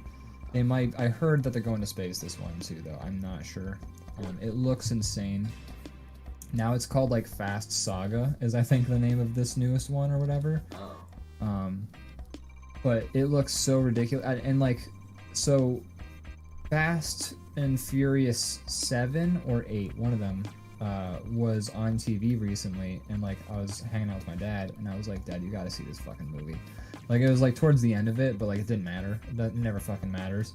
And I was like, Dad, you gotta see. This is Fast and Furious. Like this is after they like straight up went balls to the wall. You have to see this. So we sat and we watched like 40 minutes of a Fast and the Furious movie. How did Papa Ian like Fast and Furious? He loved it. Like at first he was like, this is so fucking stupid. And I was like, I know. That's the point. Lean into it. Yeah. And, good. You ripped and off then I had the to first go. Band-Aid. Now we enjoy. Yeah. And then I had to go, so like I let him finish the movie, and then I came back later on that night, and I was like, so what'd you think? And he was like, that was insane. And I was like, oh yeah. So then when we saw the new, like he was there in the room when the new Fast and the Furious trailer came on, and he was giddy, like with excitement, and I was like, I mean, you good. saw how fast you converted me and Morgan. These are movies that like every time they come out with one, I used to like roll my eyes and be like, what a waste of time. Like who's watching these things? But I didn't get it. I was coming at it from the wrong angle. I was looking at it like, and this isn't wrong, but I was looking at it like, this is a movie for bros. People who take it actually serious and think it's actually like. I kind of thought Fast and correct way. Yeah, I thought like at first my idea of Fast and Furious was like the same with Juggalos, where it's kind of like, oh, these are people who like think they're all family and like dumb bros who want to like pound natties and go to the movie theater and watch muscle dudes punch. And then I realized like, no, these are just dumb fucking stupid movies that are fun and the people fun making first. them know they're stupid. Yeah. And so yeah, and I like that. And also like the fact that, here's the thing, I fell out of them early in when they still took themselves seriously. So like I was like, okay, this is just more of that, but they're grasping at straws. But that's not the case. Yeah. They've evolved, and they know they have. They realize their true strength. There's something else entirely. This isn't a reboot of oh shit, what's the movie that the original one basically is like a copy of?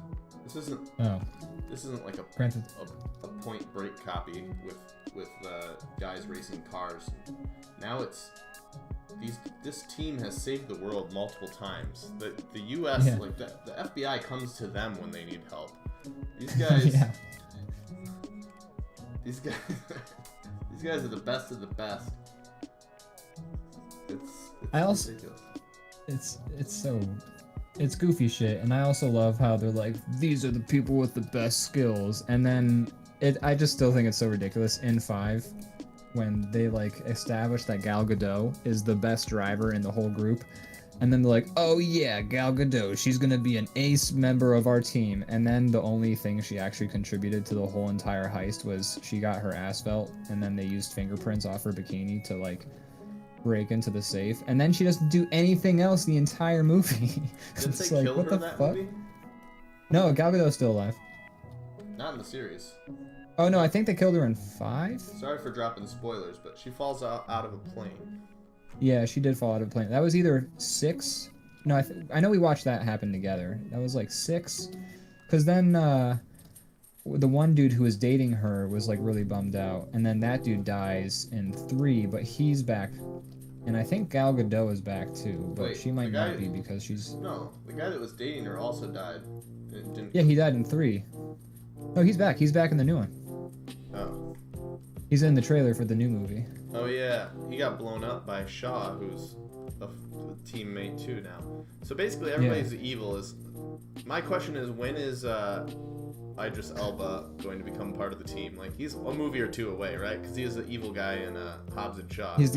That's true. I'm not sure what happens to Idris Elba at the end of Hobbs and Shaw, though. I need to see like Hobbs and Shaw. I hear it's...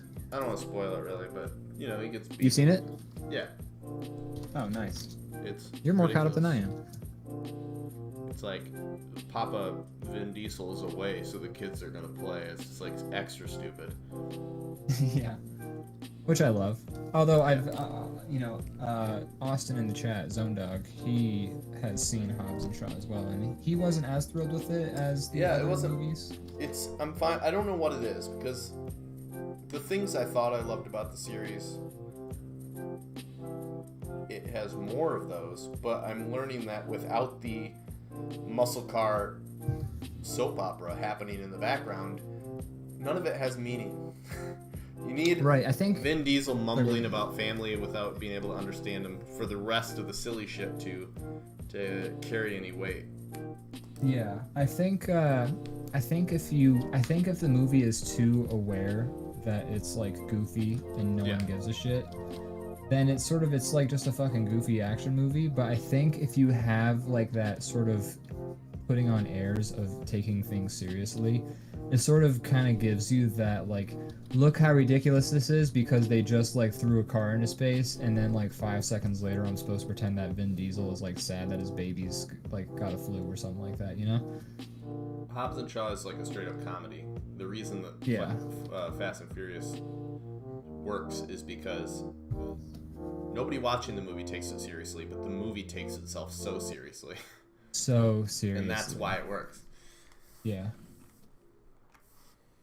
It's interesting, and I wonder. I think it's because it's also sort of tapping into that like that pathos element where it's like the series.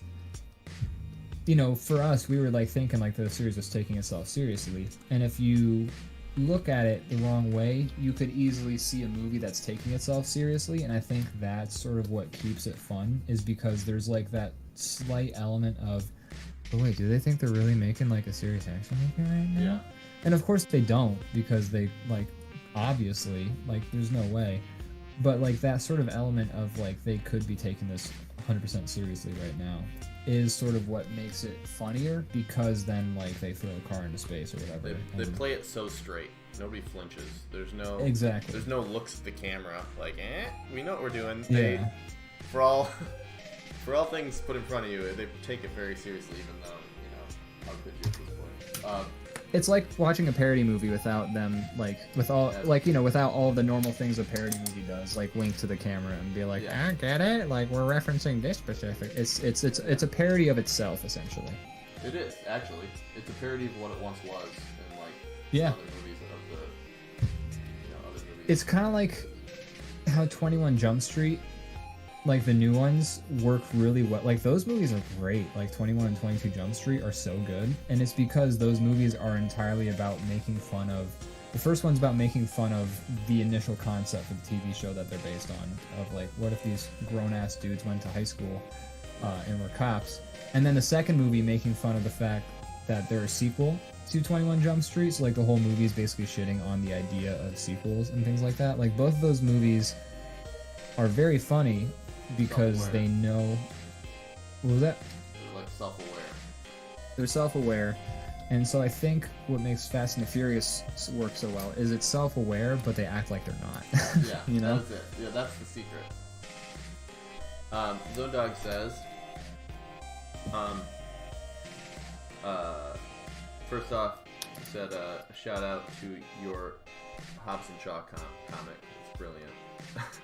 Thank you. I appreciate that. It's the like Calvin and Hobbes parody, but it's like The Rock and I can find that real quick. I'll post it for the DrawBombs. What else does he say? He was kind of commenting on some of the things you were saying about the movies and agreeing and stuff. Likes Fast and Furious more.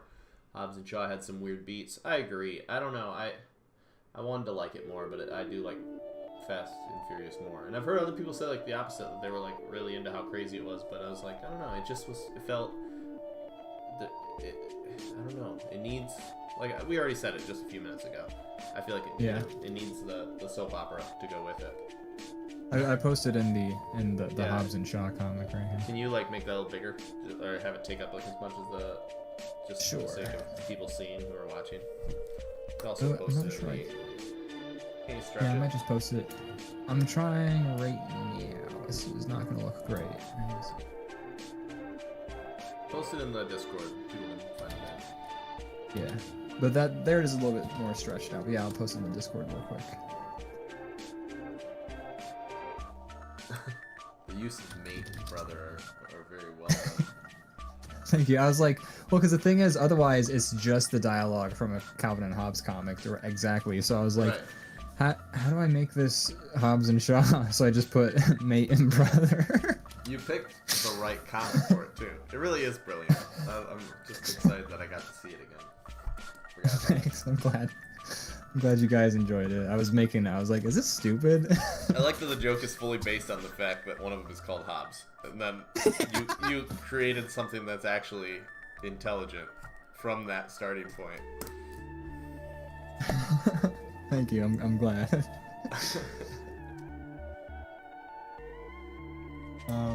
I think Austin did put it perfectly though.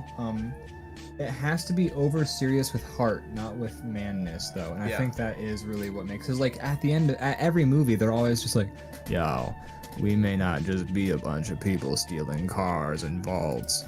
We're a family." And like that's for some reason so fucking funny. It is. It's just about you can't have that sort of laughing at something being serious. Like you can't laugh at something that's being serious but is goofy if it's not earnest, you know? Like there's so many. Sorry, what were you gonna say? I said very true. Like that. Yeah. That was trying to interrupt. No, it's okay. I if you had a different way of phrasing it or an example, No, I 100% agree. That's why, like, I know a lot of people love these movies, and I'm not shitting on people that do, but it's the reason like things like Sharknado don't work for me is because they're almost the same as Fast and Furious, but they're not because they're aware they're stupid. But so is Fast and Furious. But the thing is, that's true. Yeah. They're like, I don't know. There's something different. They're like, they're a little bit more doing like the nods of the camera, so to speak, that Fast and Furious doesn't do. They play it like so straight. They play it straight. Again, I think it's like the element of like an actual person may have made this, like movies that are like Mystery Science Theater movies that like were like, they take this movie from the 70s that sucks and then they like roast it for the TV show. like those movies were made by a human person who was like trying to make a good movie, I assume. Yeah. And then, but like if you watch like a bad Marvel movie, like those movies are like made in a factory almost. So like there's a very good chance that like even if a Marvel movie isn't good, like it's still not going to be like good in a way where it's entertaining because it's like so like they have a formula and then they stuck with it and this time it just didn't work out. Right. There's got to be like somebody behind there. It's like The Room with Tommy Wiseau. Yeah. I think Tommy Wiseau. I'm sorry, keep going. Sorry. I'll just say real quick. Tommy Wiseau thought he was making a fucking masterpiece, and he wasn't. He was just making a horrible movie. And I think that is why it comes across so funny, is because there was an earnest person behind that project trying to make the best thing they could, and they were just coming up short. And somehow that's funny. It's kind of neat, but. The thing I was gonna say, which might not actually be true now that I think about it, because like Fast and Furious movies cost like $500 million to make. But True. I was gonna say like a Marvel movie has to go through so many levels of like I have to imagine there's gotta be so many notes and like crowd like testing and like making sure it's like all the editors being like, can a kid watch this? But also, will an adult want to watch this? And all these levels, and then like can we slap the Disney name on there and also the Marvel name on there? And it's just like all this, and we're making something that costs $500 million. Do we is is this gonna make us money? Like, yeah. There's got to be so many steps that chip away at like the original product. And when you look at something like The Room or something like that, that's granted, no Marvel movie will ever be as bad as that because of all those steps. But also like there's something to be said about a bad movie that is one crazy person's like vision versus like a city's like a studio that's got like 1 million people's hands on a project making something bad that just comes out feeling, I don't know, something. Yeah, like okay, Zondog listed some things. Battleship, Mortal Kombat, Pacific Rim 2. Yeah, okay, so these are all things that are like big budget, a lot of people, but they just get like chipped down to where there's like a nub of a thing to watch, and it's not fun that it's bad because it's like it doesn't have a soul. That's kind of why it sucks. Exactly. Like it's been whittled down, but like something that somebody makes that's bad usually is very like pointed and like has like a goal in mind that they just miss the mark so hard, and it's super fun for that reason. I don't know. It's a different thing. Austin does say, I think Marvel movies are a wild catch-all for other movies that are actually more often bad. I mean, I feel you. I understand what you're saying there, but I say Marvel movies because, I mean, Disney and Marvel own like almost all of like the companies that make movies nowadays. So it's hard to like name a movie that's come out that isn't Marvel or Disney or like that isn't like WB. Well, they own is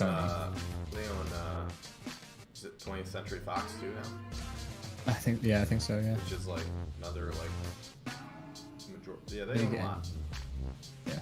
So it's hard because it's hard, like if you name movies that came out like last year, like 1 out of 4 of them will be a Disney movie.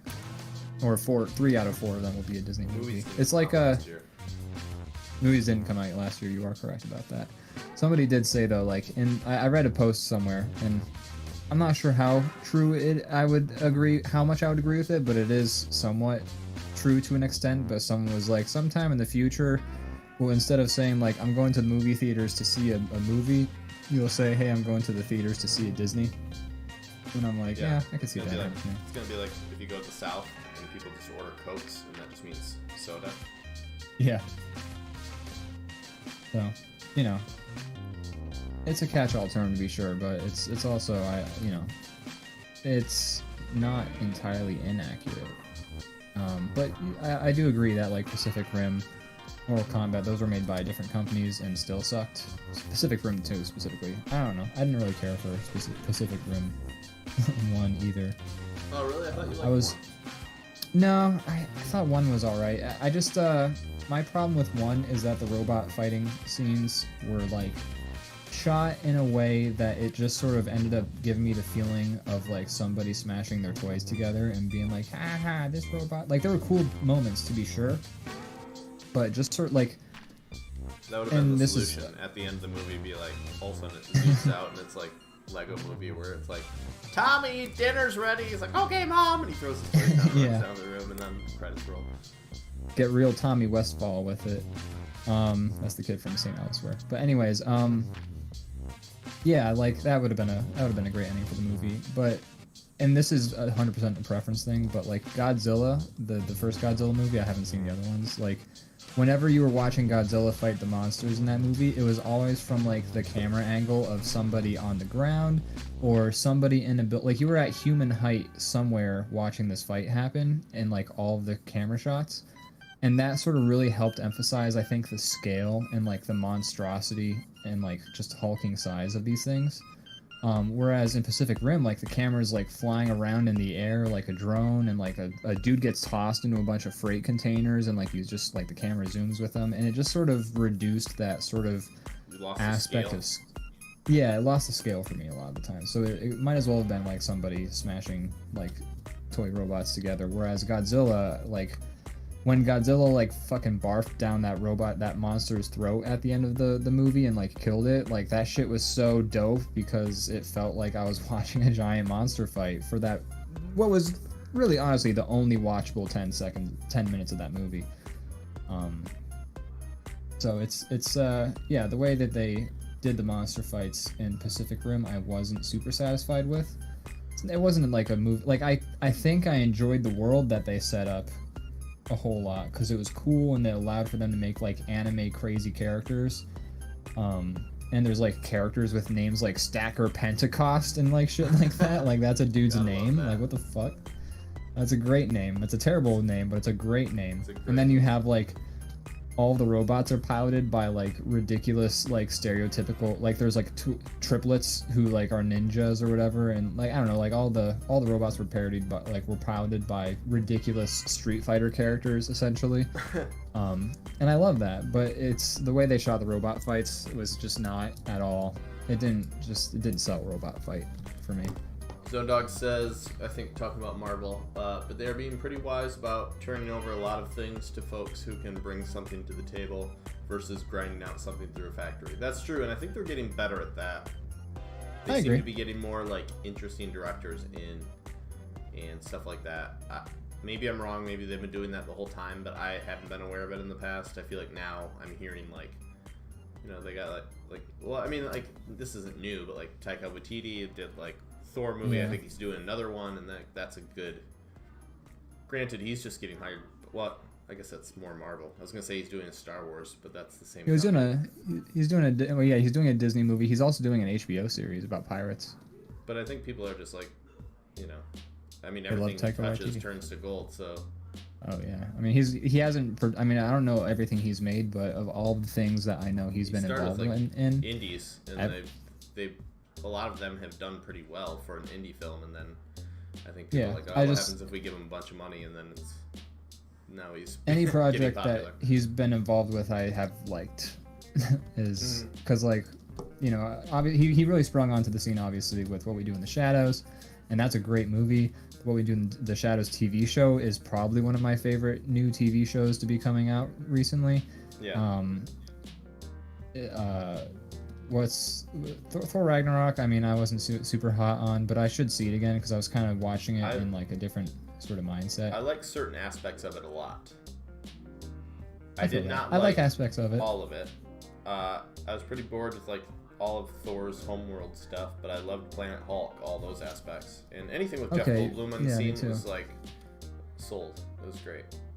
Agreed. I liked all that. I liked the rock monster dude who's like, "Hey mate, we doing an uprising?" Yeah, I believe that's actually Taika Waititi. Taika Waititi. Yeah.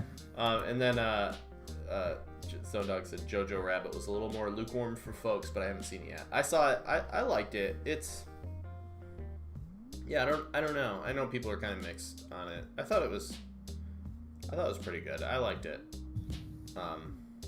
It's a strange still, but kind of. I've heard good things about it. Yeah. Concept. I liked it. No, I'm trying to remember because it's been a minute, and I watched it in the middle of the like when the middle of the pandemic when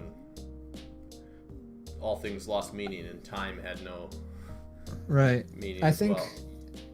I think like that. I think movies that sort of exemplify the mundanity of like certain aspects of life under authoritarian regimes is like a particularly pointed sort of topic to cover, especially currently. It's a pretty interesting topic. You're following a boy who's being basically like Indoctrinated, right? indoctrinated into the Hitler Youth, and he's like, to him, it's like a kid who's like pumped about the Boy Scouts. He's like, Yeah. you know, he's eating all the he's drinking the Kool-Aid. He's like, you know. Yeah, he's the into it. propaganda is And then- working. yeah, the propaganda is the word I was trying to think of. And then he basically starts to kind of snap out of it, and there's things that kind of, you know, show him, or he basically is like, it breaks down, and he starts to realize that it's not the way to go. Yeah. And there's just some really fun ways they like illustrate all of it, like something that's so dark, they kind of do it in a fun, interesting way. Yeah. There's one thing that's funny is he has like his imaginary friend is Hitler, and he hangs out with him, but like his version of him is like what maybe like a little boy might think is cool. He's almost like a cartoon character. Right. And then like as the movie goes on, he's starting to like see like, you know, The evil. this character that's like hanging out with him is no longer like as like, I don't know, friendly. And then in the end, when he finally like changes his mind, like his imaginary friend like busts in the room, Hitler looking all like disheveled and like fucked up. He's just like, hey man, I don't know, it's good. I thought it was a fun movie. I thought it was good. I liked it. Tweaker Hitler. That's funny. I thought it was good. I don't know, but I haven't really read reviews or what other people's opinions were on that movie. Yeah, I've seen the trailers. It looks like a good movie. Like, I like what the trailer is setting it up as what it's trying to say. Yeah. And I think you know, if there's a movie that's got, I think, as far as messages go, like there's a lot of movies that are just like, be yourself, or, you know, be nice to people, and that movie I think is saying something a little bit more in depth and complex. And I think you know, as long as from what I saw in the trailer, I got the message of what they were saying, and I think it seems to sell it pretty well. But obviously, I haven't seen the movie, so I don't know if there's any flies in the ointment. In the movie that I thought was pretty fun was this one of his friends getting indoctrinated as well. They're like, you know, buds in the beginning of the movie, and his friend's like this little like short, stout kid with like big glasses and just like, you know, like the least soldiery type you'd ever see. And when the one kid splits off and starts kind of seeing the light, the other kid keeps going down the hole. And at the end of the movie, they meet up again, and the little kid is just like, he's in like a white like undershirt tank top, and he's got like a machine gun, and he's got like a headband, and like he's just like, come on man, let's go. And he's like all like shooting a machine gun, and there's like this crazy like soldier kid who's just like, oh my god. I don't know. It was fun. Pointed. I recommend watching it. I say check it out.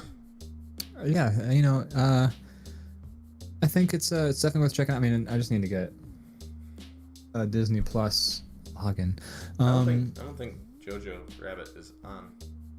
Oh, I thought it was a Disney movie. No, I don't think so. Where can I? Let me see where I can find it at least. It be doesn't wrong. say on streaming anywhere, unfortunately. So if it was a Disney Plus thing, it would obviously be on Disney I don't Plus think it is. already. It's a little dark for Disney.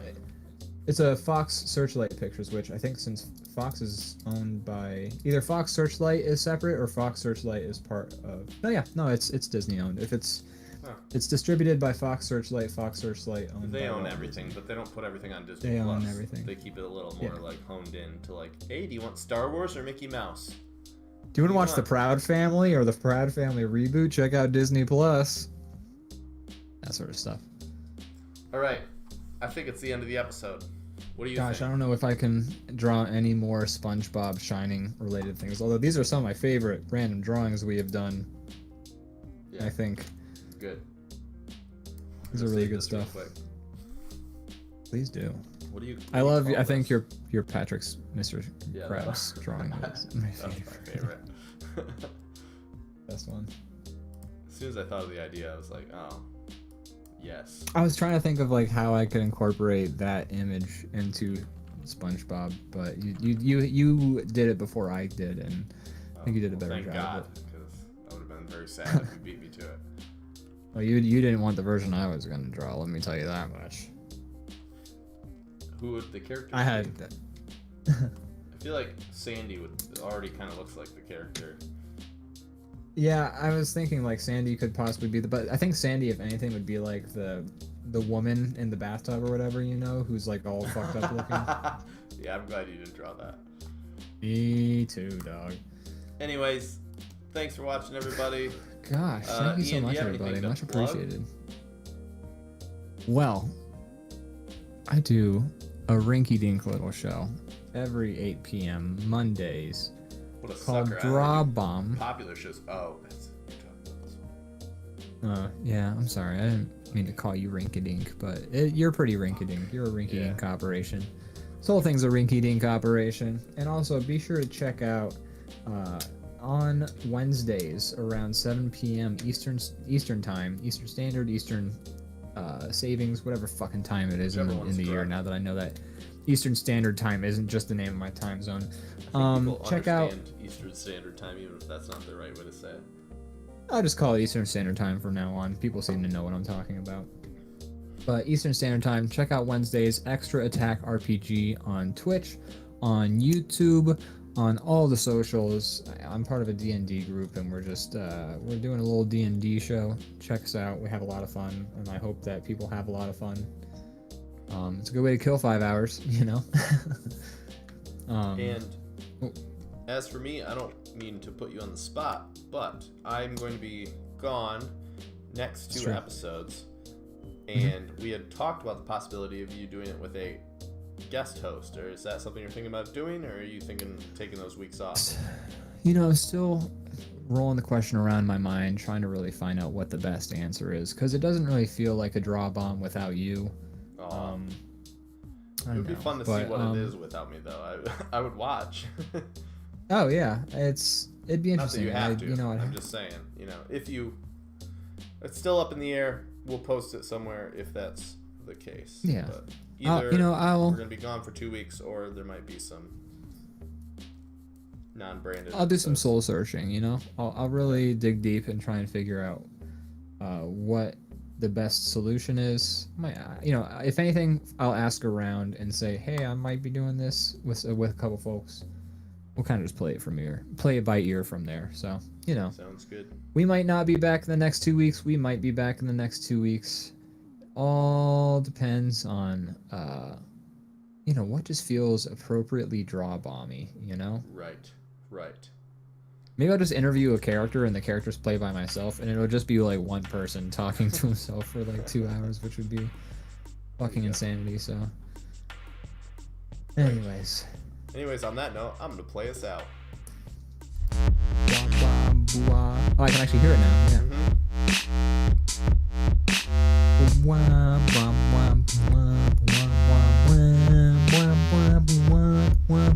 The latency, you're still not right on anything, even with being able to hear it. I know, and when I talk over it, it starts to actually cut out what you're saying.